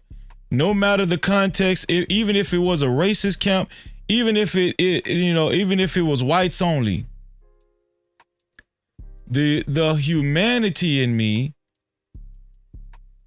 still says that this tragedy overrides it being whites only. And I just want to say this, right?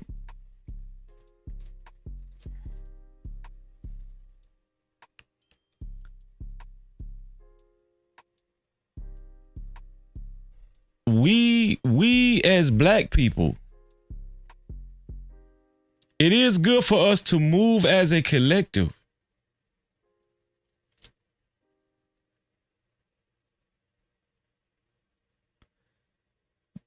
But also, we also have to understand that timing is very important.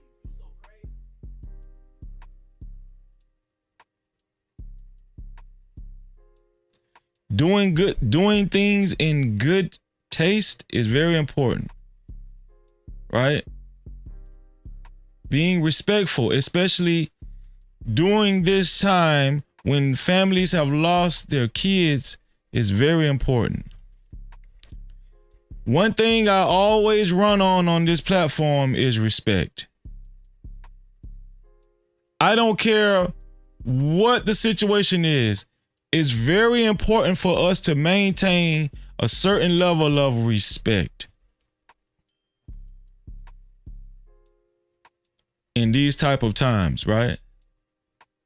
See, one thing they can't accuse Freezy of is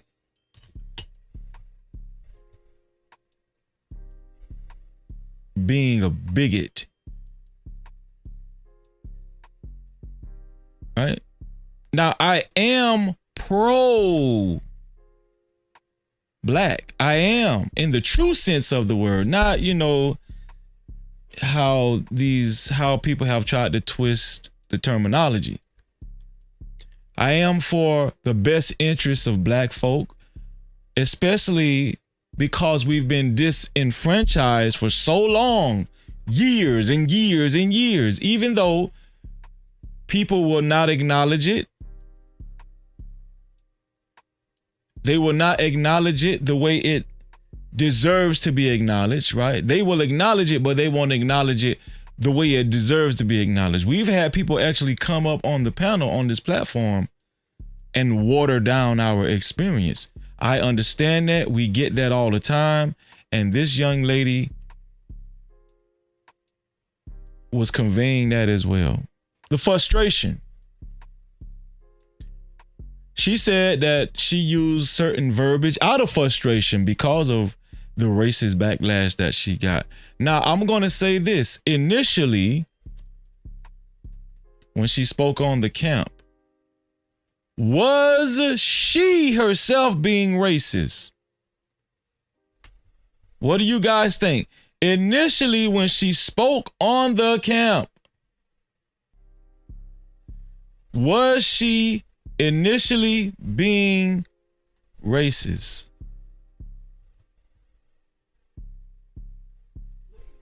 I'm going to play it back again.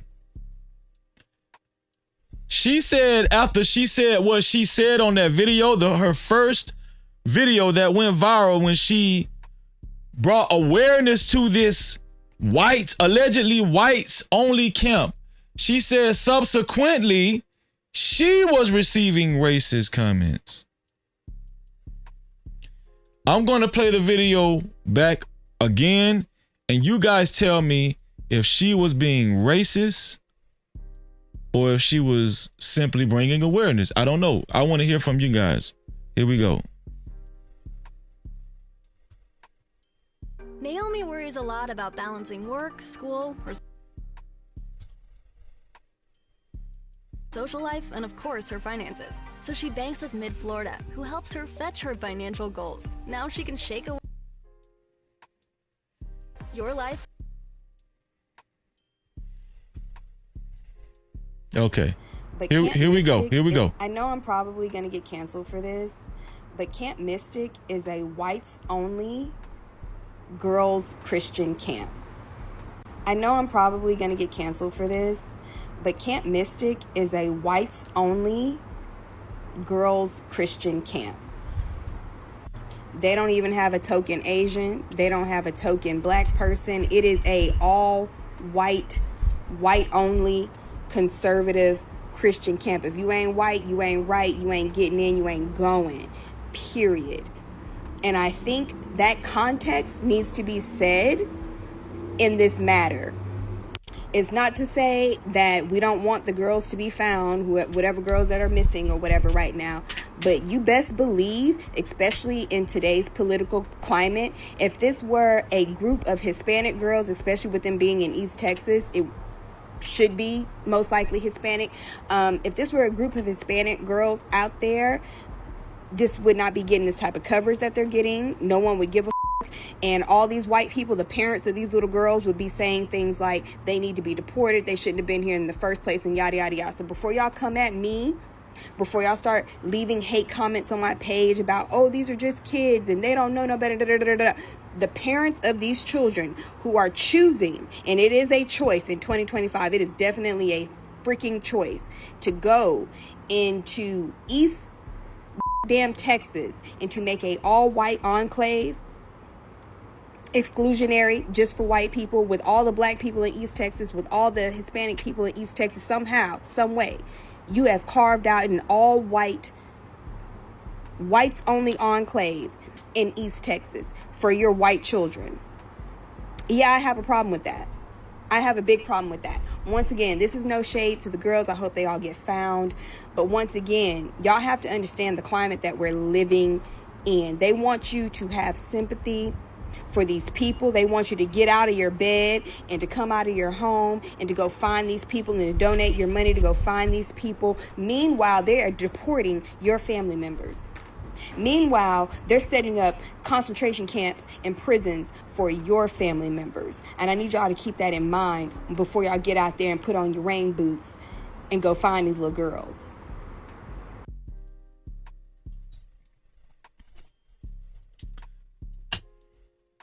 What do y'all think about that? No Cap-tivity.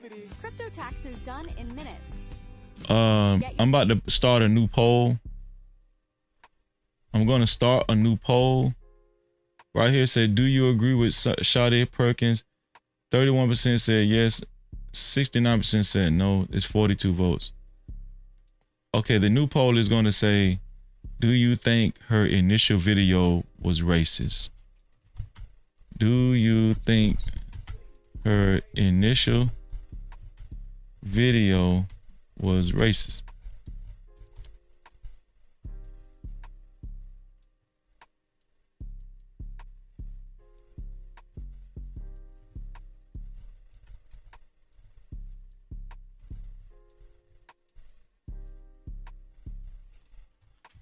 Let me see how y'all voting on this poll right here. Now that y'all watched the poll in its entirety again, do you think it was racist?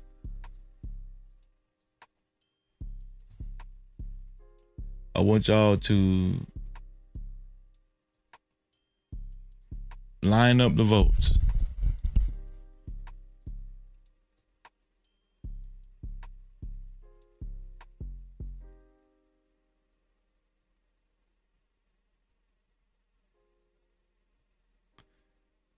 Let's get more votes than 7 votes. It's an anonymous poll, so there's no excuse. Nobody's going to see your name. Represent yourself. I strongly urge you guys to represent yourself. Now that you've seen the video back again, do you think it was racist? We got 8 votes so far.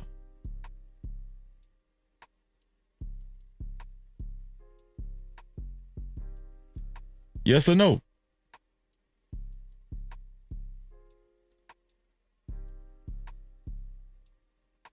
We'll check on the poll in 1 second. Now, according to Sadé Perkins, she said that she was just trying to bring awareness to the situation. Right? She said she was trying to bring awareness to this camp. She said that a lot of people did not know that this camp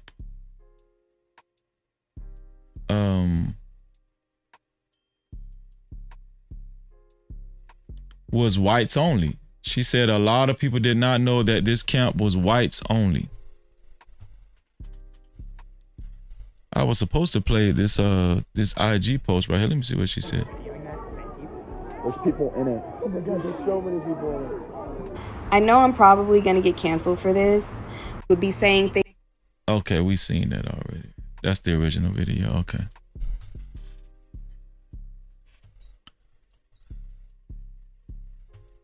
You know, in today's climate, but it's always been like this. You got to know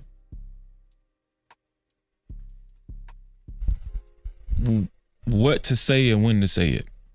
Does that make sense to y'all?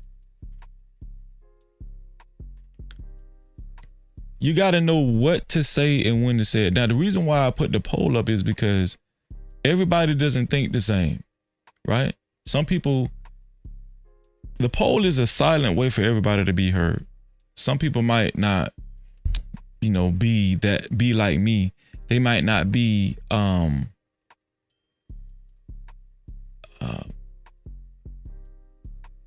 as forthcoming as other people, you know, to give their opinion. But the anonymous poll, I thought the anonymous poll was always a genius idea by YouTube, right? But I just think this, right? I just think that sometimes you got to know what to say and when to say it.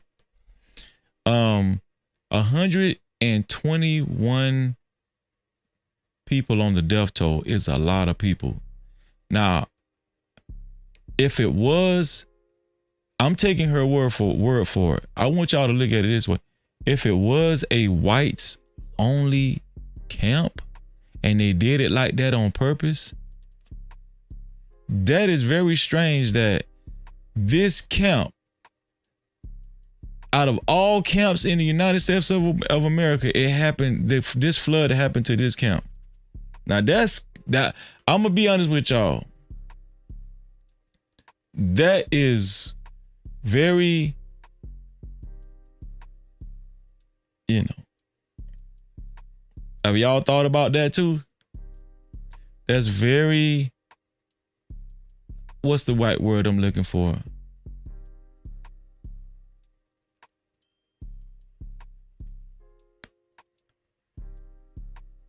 Like nobody had the power to flood the camp. One thing nobody can say is somebody purposely flooded that camp. That was nature. Right? And it's sad and tragic that these people lost their lives. It's always lamentation. It's always mourning when something like this happens. But I would be remiss to say, if I didn't say, to me, it wasn't very peculiar that this allegedly was an whites only camp and it flooded like that, and everybody, you know, it's just, that's, to me, like, coincidence is kind of, you know, we could say it's, I don't know.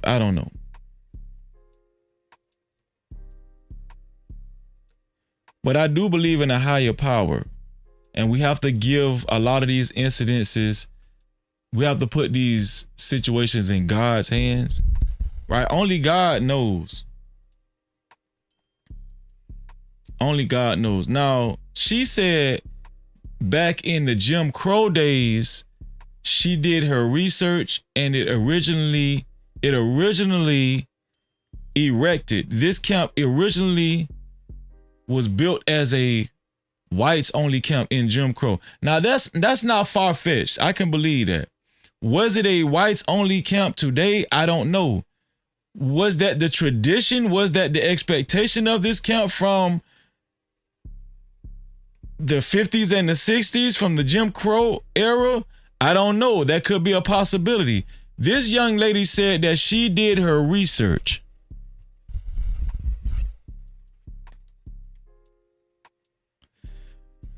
Right? She did her research and her history on the camp. Right? Either way, we already know, even if it was whites only in the Jim Crow era, right?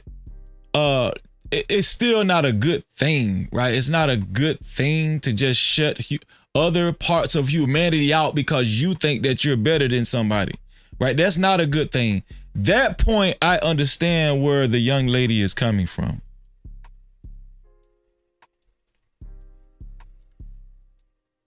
Right? That part, I understand where the young lady is coming from.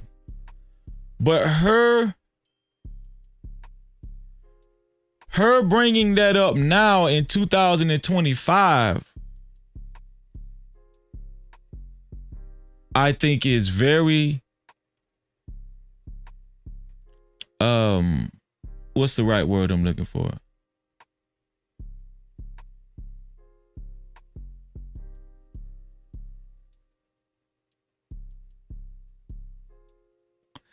Somebody should have advised her better. I think it was very negligent to bring it up, to bring that up at the very same time of this tragedy. I think that was very negligent, distasteful, and disrespectful. I do think it was very negligent, distasteful, and disrespectful for her to do that.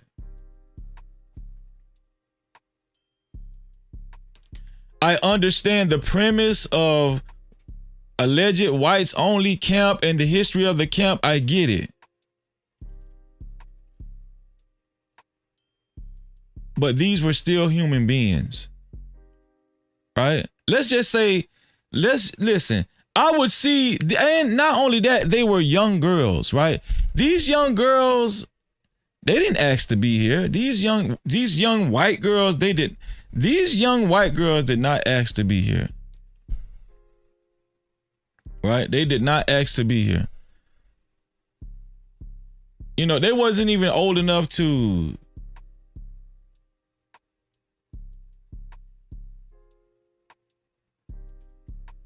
make an impression on society. You understand what I'm saying? So we gotta learn how to have some type of decorum, especially dealing with tragic events, right? We have to learn some type. That's just like, do y'all remember, I'm gonna give y'all an example. Do y'all, Malcolm X, right? Does anybody, put a 1 in the chat if y'all ever read the novel, the autobiography of Malcolm X, or if you've seen the movie, the Spike Lee directed movie Malcolm X. Put a 1 in the chat. If you haven't hit the like button, go ahead and hit the like button. Put a 1 in the chat if y'all seen that movie.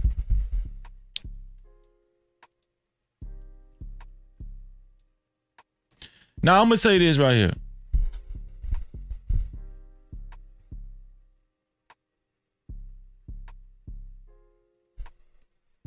Man, nobody seen that movie? Okay, Prime say he's seen it.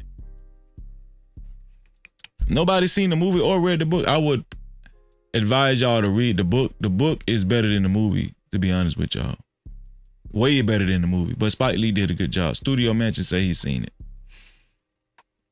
Taylor Bell say he's seen Malcolm X. Okay.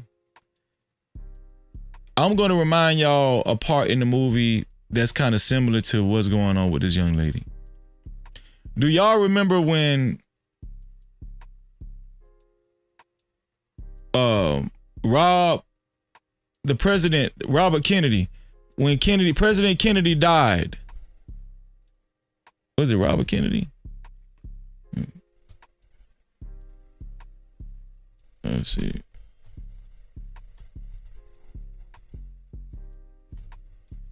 John F. Kennedy. When John F. Kennedy died, not Robert Kennedy. When John F. Kennedy died, do y'all remember that part in the movie when John F. Kennedy died? And Malcolm X said,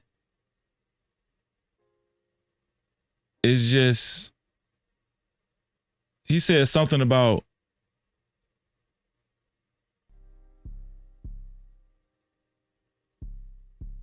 the roosters have come home to, the chickens have come home to roost or something. Do y'all remember that?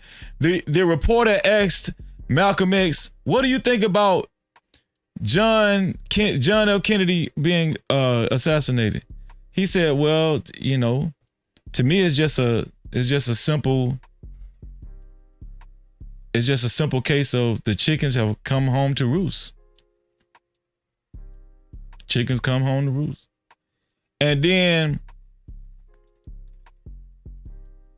when he had to come back to his camp or whatever, the Nation of Islam, the Fruit of Islam, and he had to meet back with them, and he was confronted by Elijah Muhammad. Elijah Muhammad silenced Malcolm X for that comment about the President of the United States.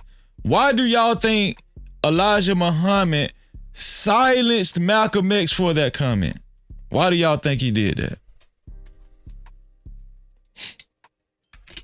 Does anybody know why he did that?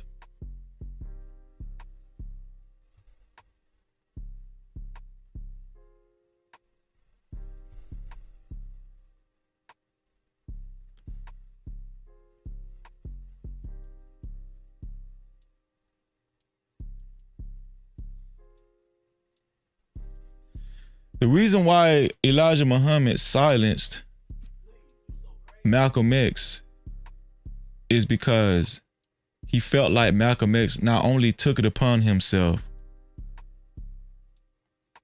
to make those comments, he felt like Malcolm X was, he was getting too arrogant and he was getting too, I don't know. You understand what I'm saying. You feel what I'm saying. He was getting too beside himself. But Elijah Muhammad also said the country loved this president. The country adored this president. Why would you make such infamous statements about the president of the United States? They love this president. No, we have to silence you. This was totally unacceptable. We have to silence you, Malcolm X. We have to. Now, I'm gonna be honest with y'all. I was young when that movie came out. I want to say I was in the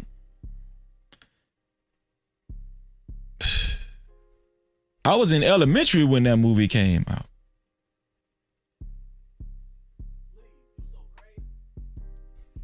Right? But when that part came out, I ain't gonna lie, I was like, man, why they silence Malcolm X? Why they silence Malcolm X? They wrong, man. Man, that's Malcolm. That's Malcolm. But now I understand. Because you have to know when to say, you have to read the room and you know, I think what Elijah Muhammad was teaching Malcolm X was, this is not all about you. You represent a whole organization. You speak for a lot of men and women and children in the fruit of Islam. This is not just about you, Malcolm. Right? And he was trying to teach Malcolm X to be more responsible. Now, according to Malcolm X, they silenced him because he was finding out stuff about Elijah Muhammad. Allegedly Elijah Muhammad was sleeping with underage girls. So the way the story goes in the novel and in the movie, as far as from Malcolm X's point of view, Malcolm X was saying they really silenced him because, he was getting too much notoriety. And Brother Baines didn't like that. Brother Baines did not like Malcolm X getting all that notoriety. Right? So Malcolm was making it seem like they was jealous of him and his notoriety and how much attention he was getting. He was the most well-known person at that time in the fruit of Islam. And Malcolm X was saying not only was they envious about that, he was finding out things about Elijah Muhammad, as far as Elijah Muhammad sleeping with underage girls. This is documented, right? Allegedly. This is in the book. But Elijah Muhammad said that he silenced, and Minister Louis Farrakhan still maintains that to this day, along with other fruit of Islam. And anybody that's Muslim, that was in the Nation of Islam, or is still currently in the Nation of Islam, can correct me if I'm wrong. Elijah Muhammad silenced Malcolm X after that incident because he was saying that he has to be more responsible when he's representing not only just himself, but the entire organization. You get that? So I said all that to say, with this young lady,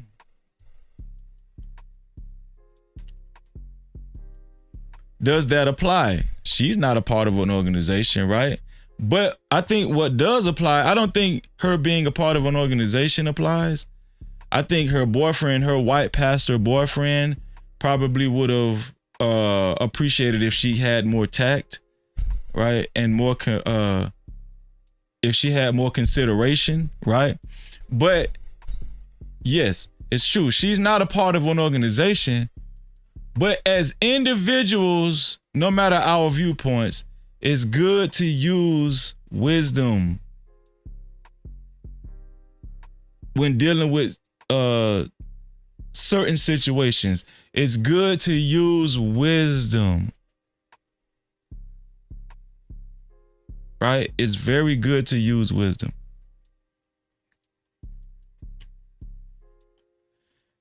Now, one thing I will agree with this young lady on is it's not the same type of coverage or attention if it was like black girls. Black girls. I don't think it would have been the same type of attention placed on that incident if it was like all black girls, right? I don't think it, I mean, think about it, right? Think about it. She's right. Does anybody remember Hurricane Katrina? Does anybody remember Hurricane Katrina? Put a 1 in the chat if y'all remember Hurricane Katrina.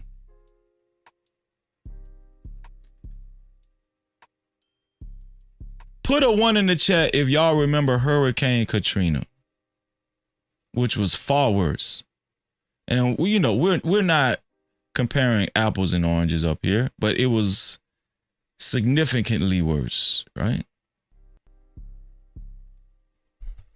Do y'all remember what even the government called those black people during that tragic time? Do y'all remember what the government and what news outlets, several news outlets were calling black people, black victims of Hurricane Katrina? Do y'all remember what they were calling these people?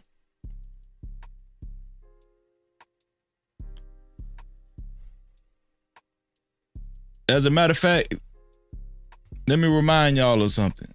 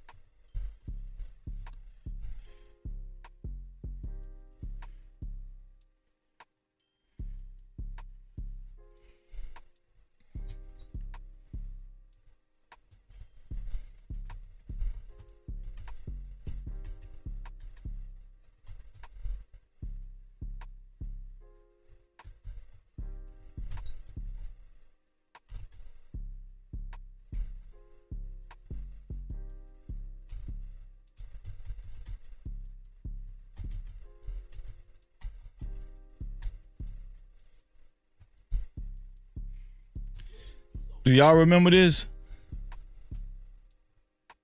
The destruction of the spirit of the people. Of the spirit of the people of southern Louisiana and Mississippi may end up being the most tragic loss of all. George Bush doesn't care about black people. Do y'all remember that? Why did Kanye West say that? Exactly, Rob. They were calling black people refugees. No captivity. Do y'all remember when they were calling black victims refugees? Black people who were suffering at the hands of that terrible storm. It was life-changing. Even to this day, people had to relocate and don't live in the same place.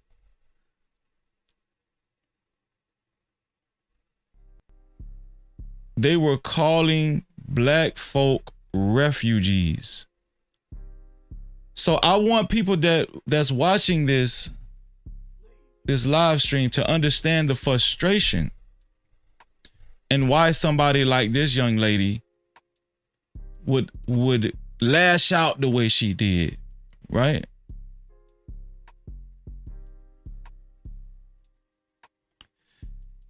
I'm trying to just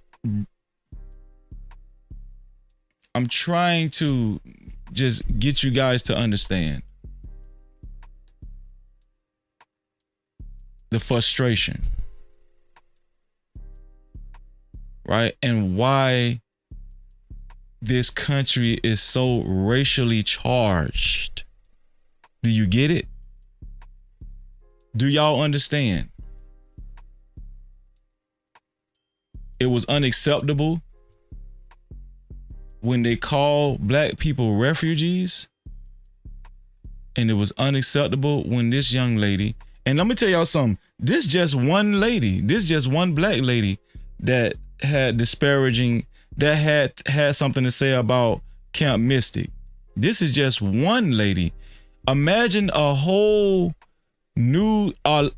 imagine news outlets calling a whole race of people refugees when they simply suffered at the hands of a storm. People drowned. People died from diseases, starvation. People was left on top of rooftops for days, weeks on end. And they were called refugees. Not just one person did it. News outlets were labeling these people refugees. Exactly, Rob. The president of the United States flew over the city like he just didn't care. So we can harp on this one black girl who really can't do any harm. Let's just be honest, right? She can't do any harm. But I'm just trying to bring everything in full context. Now, that doesn't make this young lady's actions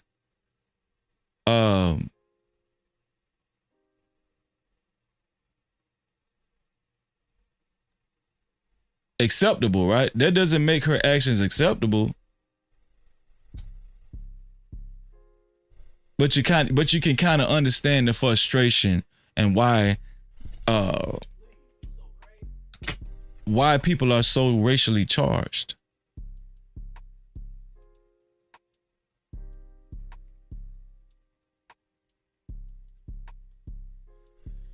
Right?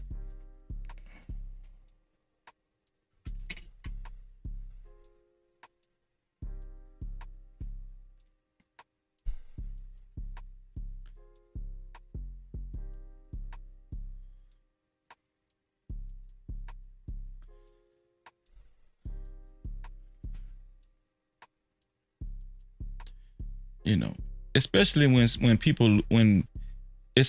somebody lost their life, especially when people have lost their lives, you know, we gotta be more sensitive, you know. And let me tell y'all something. If it was a whites only camp, right? If it was a whites only camp and they was on some evil stuff, you don't have to say nothing, right? Let nature take its course, right? Let nature take its course. You don't have to say like you don't have to say anything, right? You don't have to say anything, right? And I'm not saying that was the case. I'm just saying hypothetically, if this young lady just so happens to be correct on what she's saying, you know, you still don't have to say anything. You still don't have to, you know, jump online and call young girls CUNTSs. You still don't got to do that, right? Right? You still don't have to do that. So I just wanted to cover this story because it was a sensitive topic, and I'm going to say this too. I hope that the families recover from this. And whoever needs to be found, I hope that the authorities find the victims, right? Right? I hope they find the victims, because either way you look at it, it's a travesty and a tragedy and a catastrophe, right? Either way you look at it, it's just not a good thing.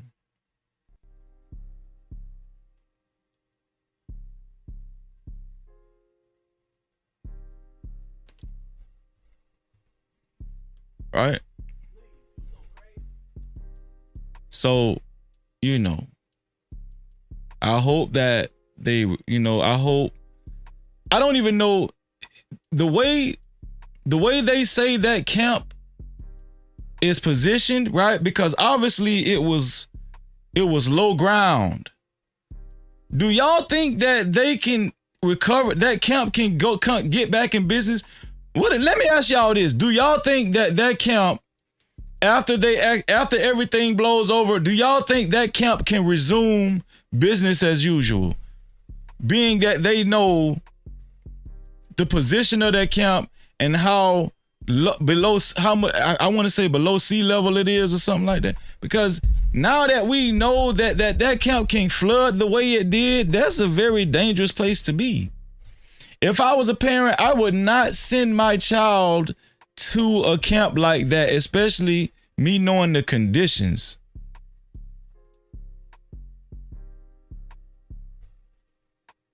I mean, think about it. It's still very low to where if there's severe weather, it's subject to flood again. Like, it's too dangerous.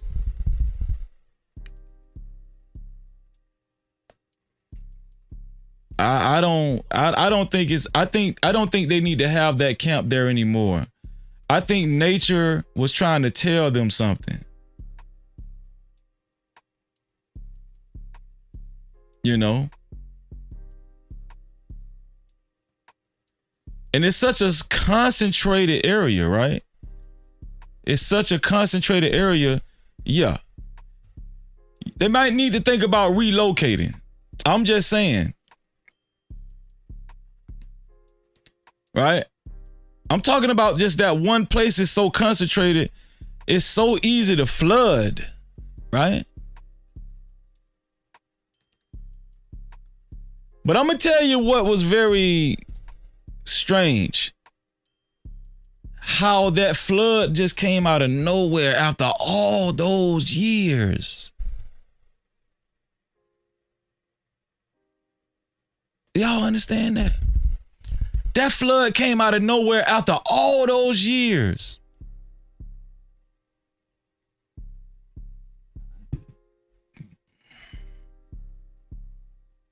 Do y'all remember in Las Vegas when all those, put a 1 in the chat if y'all remember in Las Vegas when all those locusts invaded Las Vegas. Remember those locusts? Put a 1 in the chat if y'all remember all of those locusts. It was like they was comparing it to Pharaoh in Egypt. When God sent Moses and those plagues came on Egypt. Do y'all remember? Put a 1 in the chat if y'all remember those plagues. I mean, if y'all remember all of those, it was like grasshoppers everywhere. It was like flying locusts. As a matter of fact, let me see if I could get that.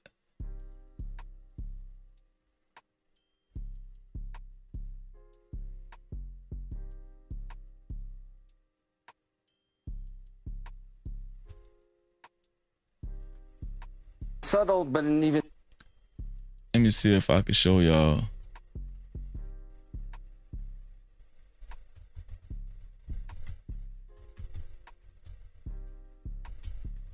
Get y'all to remember this, man. It was terrible. It was so crazy. Look at this.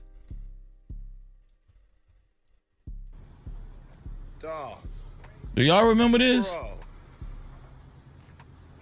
It was like some biblical times. This was in Las Vegas in 2000. It was like, what was this? Is 2018 or something? 2019? Look at it was like an invasion, y'all.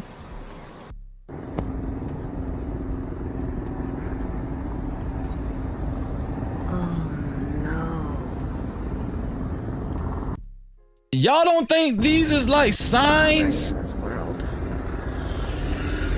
Y'all don't think these are signs? And I'm gonna tell y'all something. This hasn't happened since then. Look at all these locusts. They invaded Las Vegas.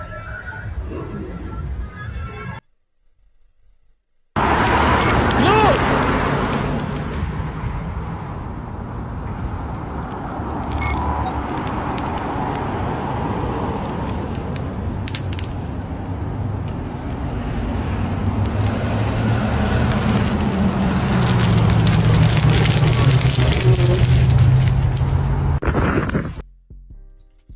Y'all.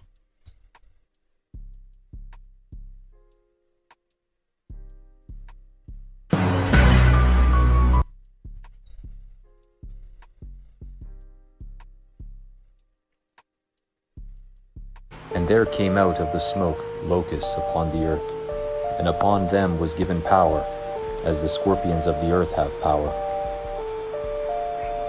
And it was commanded them that they should not hurt the grass of the earth, neither any green thing, neither any tree. but only those men which have not the seal of God in their foreheads. I don't know, man.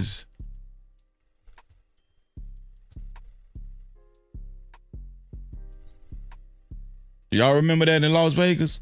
That actually happened in Las Vegas. It was bad. It was real bad. Real bad. No Cap-tivity. Shout out to the 69 people that hit the like button. Can we get one more person to make it 70 at least? Can we get one more person to make it 70?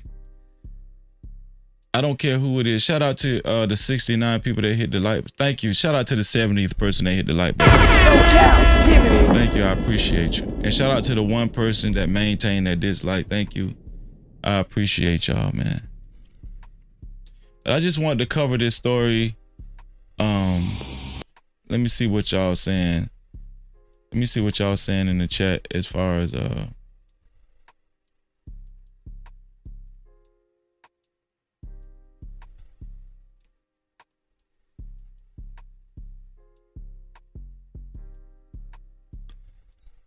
me see what y'all said as with this poll.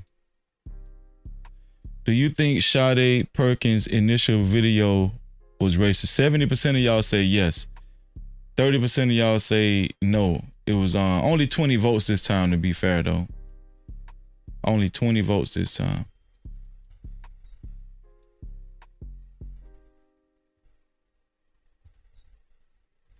Yo, we're about to get up off of here, man. Thank y'all, man. This has been an excellent live stream. Excellent live stream. I appreciate y'all.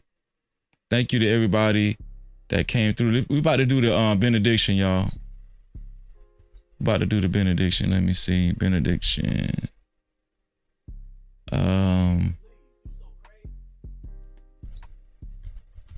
Let's see.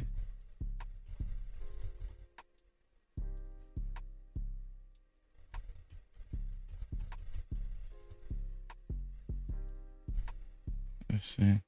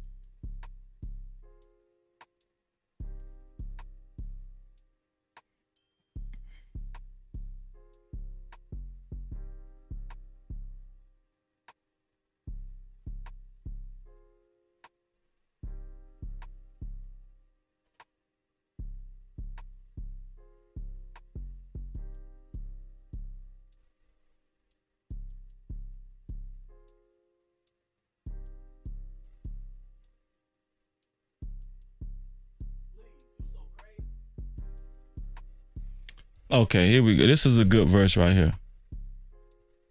This is a good verse, y'all.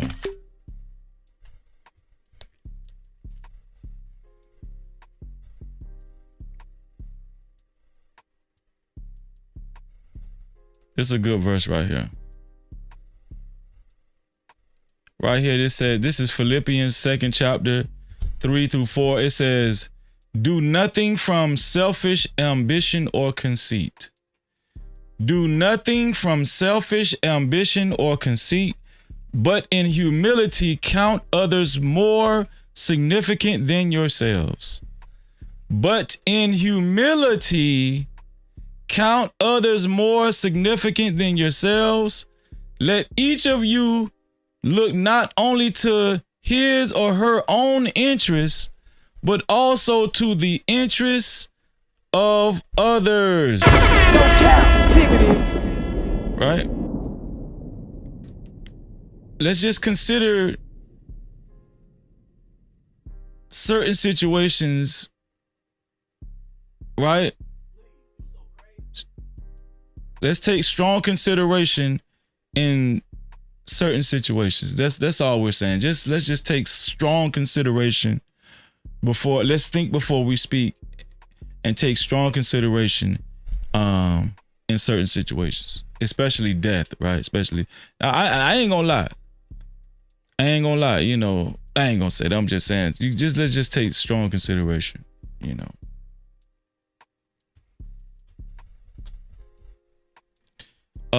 Shout out to everybody that sent a super cap tonight. Shout out to J Dub for his $2.08. Shout out to Carl Anderson for the $5. Thank you, Carl. Shout out to Carl Anderson again for another $5. Shout out to Ronna for the $2 super cap. I appreciate all of y'all. We didn't get a sponsor tonight, but you know what? It's okay. We're very thankful for y'all just showing up. Thank you for the super caps. We didn't get a cash cap tonight. We didn't get a cash cap tonight. That was very strange, man. But shout out to the 77 people that hit the like button. Shout out to the one person that hit the dislike button. I really appreciate y'all. Shout out to everybody that actually shared the live stream. Thank y'all. Thank y'all for sharing the live stream. Shout out to Joseph A. Gomez. He said prayers to families affected during Guadalupe River flood. Yes.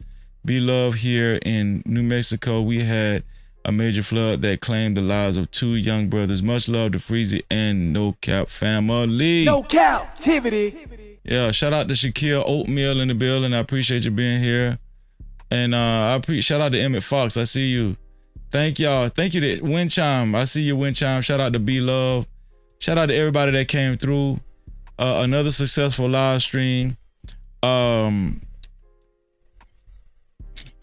And listen, tomorrow's Friday. I will see y'all. Right? We on and popping. I will see y'all back again. Love y'all. And looking forward to this weekend. Right?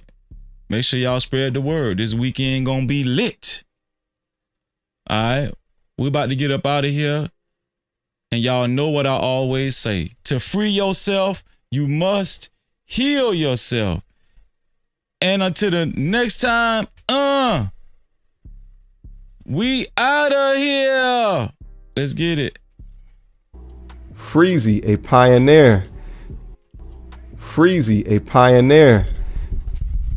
Freezy, a pioneer. Freezy, a pioneer. Hey, bro, I appreciate you, man. Listen, man, go sub to my boy, man. Listen, man, go sub to my boy, No Cap-tivity, man. He's a good dude, man. Hey, bro, I appreciate you, man. Listen, man, go sub to my boy, man. Listen, man, go sub to my boy, No Cap-tivity, man. He's a good dude, man. Hey, bro, I appreciate you, man. Listen, man, go sub to my boy, man. Listen, man, go sub to my boy, No Cap-tivity, man. He's a good dude, man. Unlock the future of branding while outpacing your competition. Dive into the digital realm, transforming raw footage into video epics. Our editors redefine storytelling. At Prime Your Logos, where pixels become portals. Prime Your Logos. Unleash the unseen. Your brand amplified. Visit us at Prime Your Logos on Instagram. Or call 704-792-6345. That's 704-792-6345. Prime your brand. Prime your logos, where artistry transcends reality.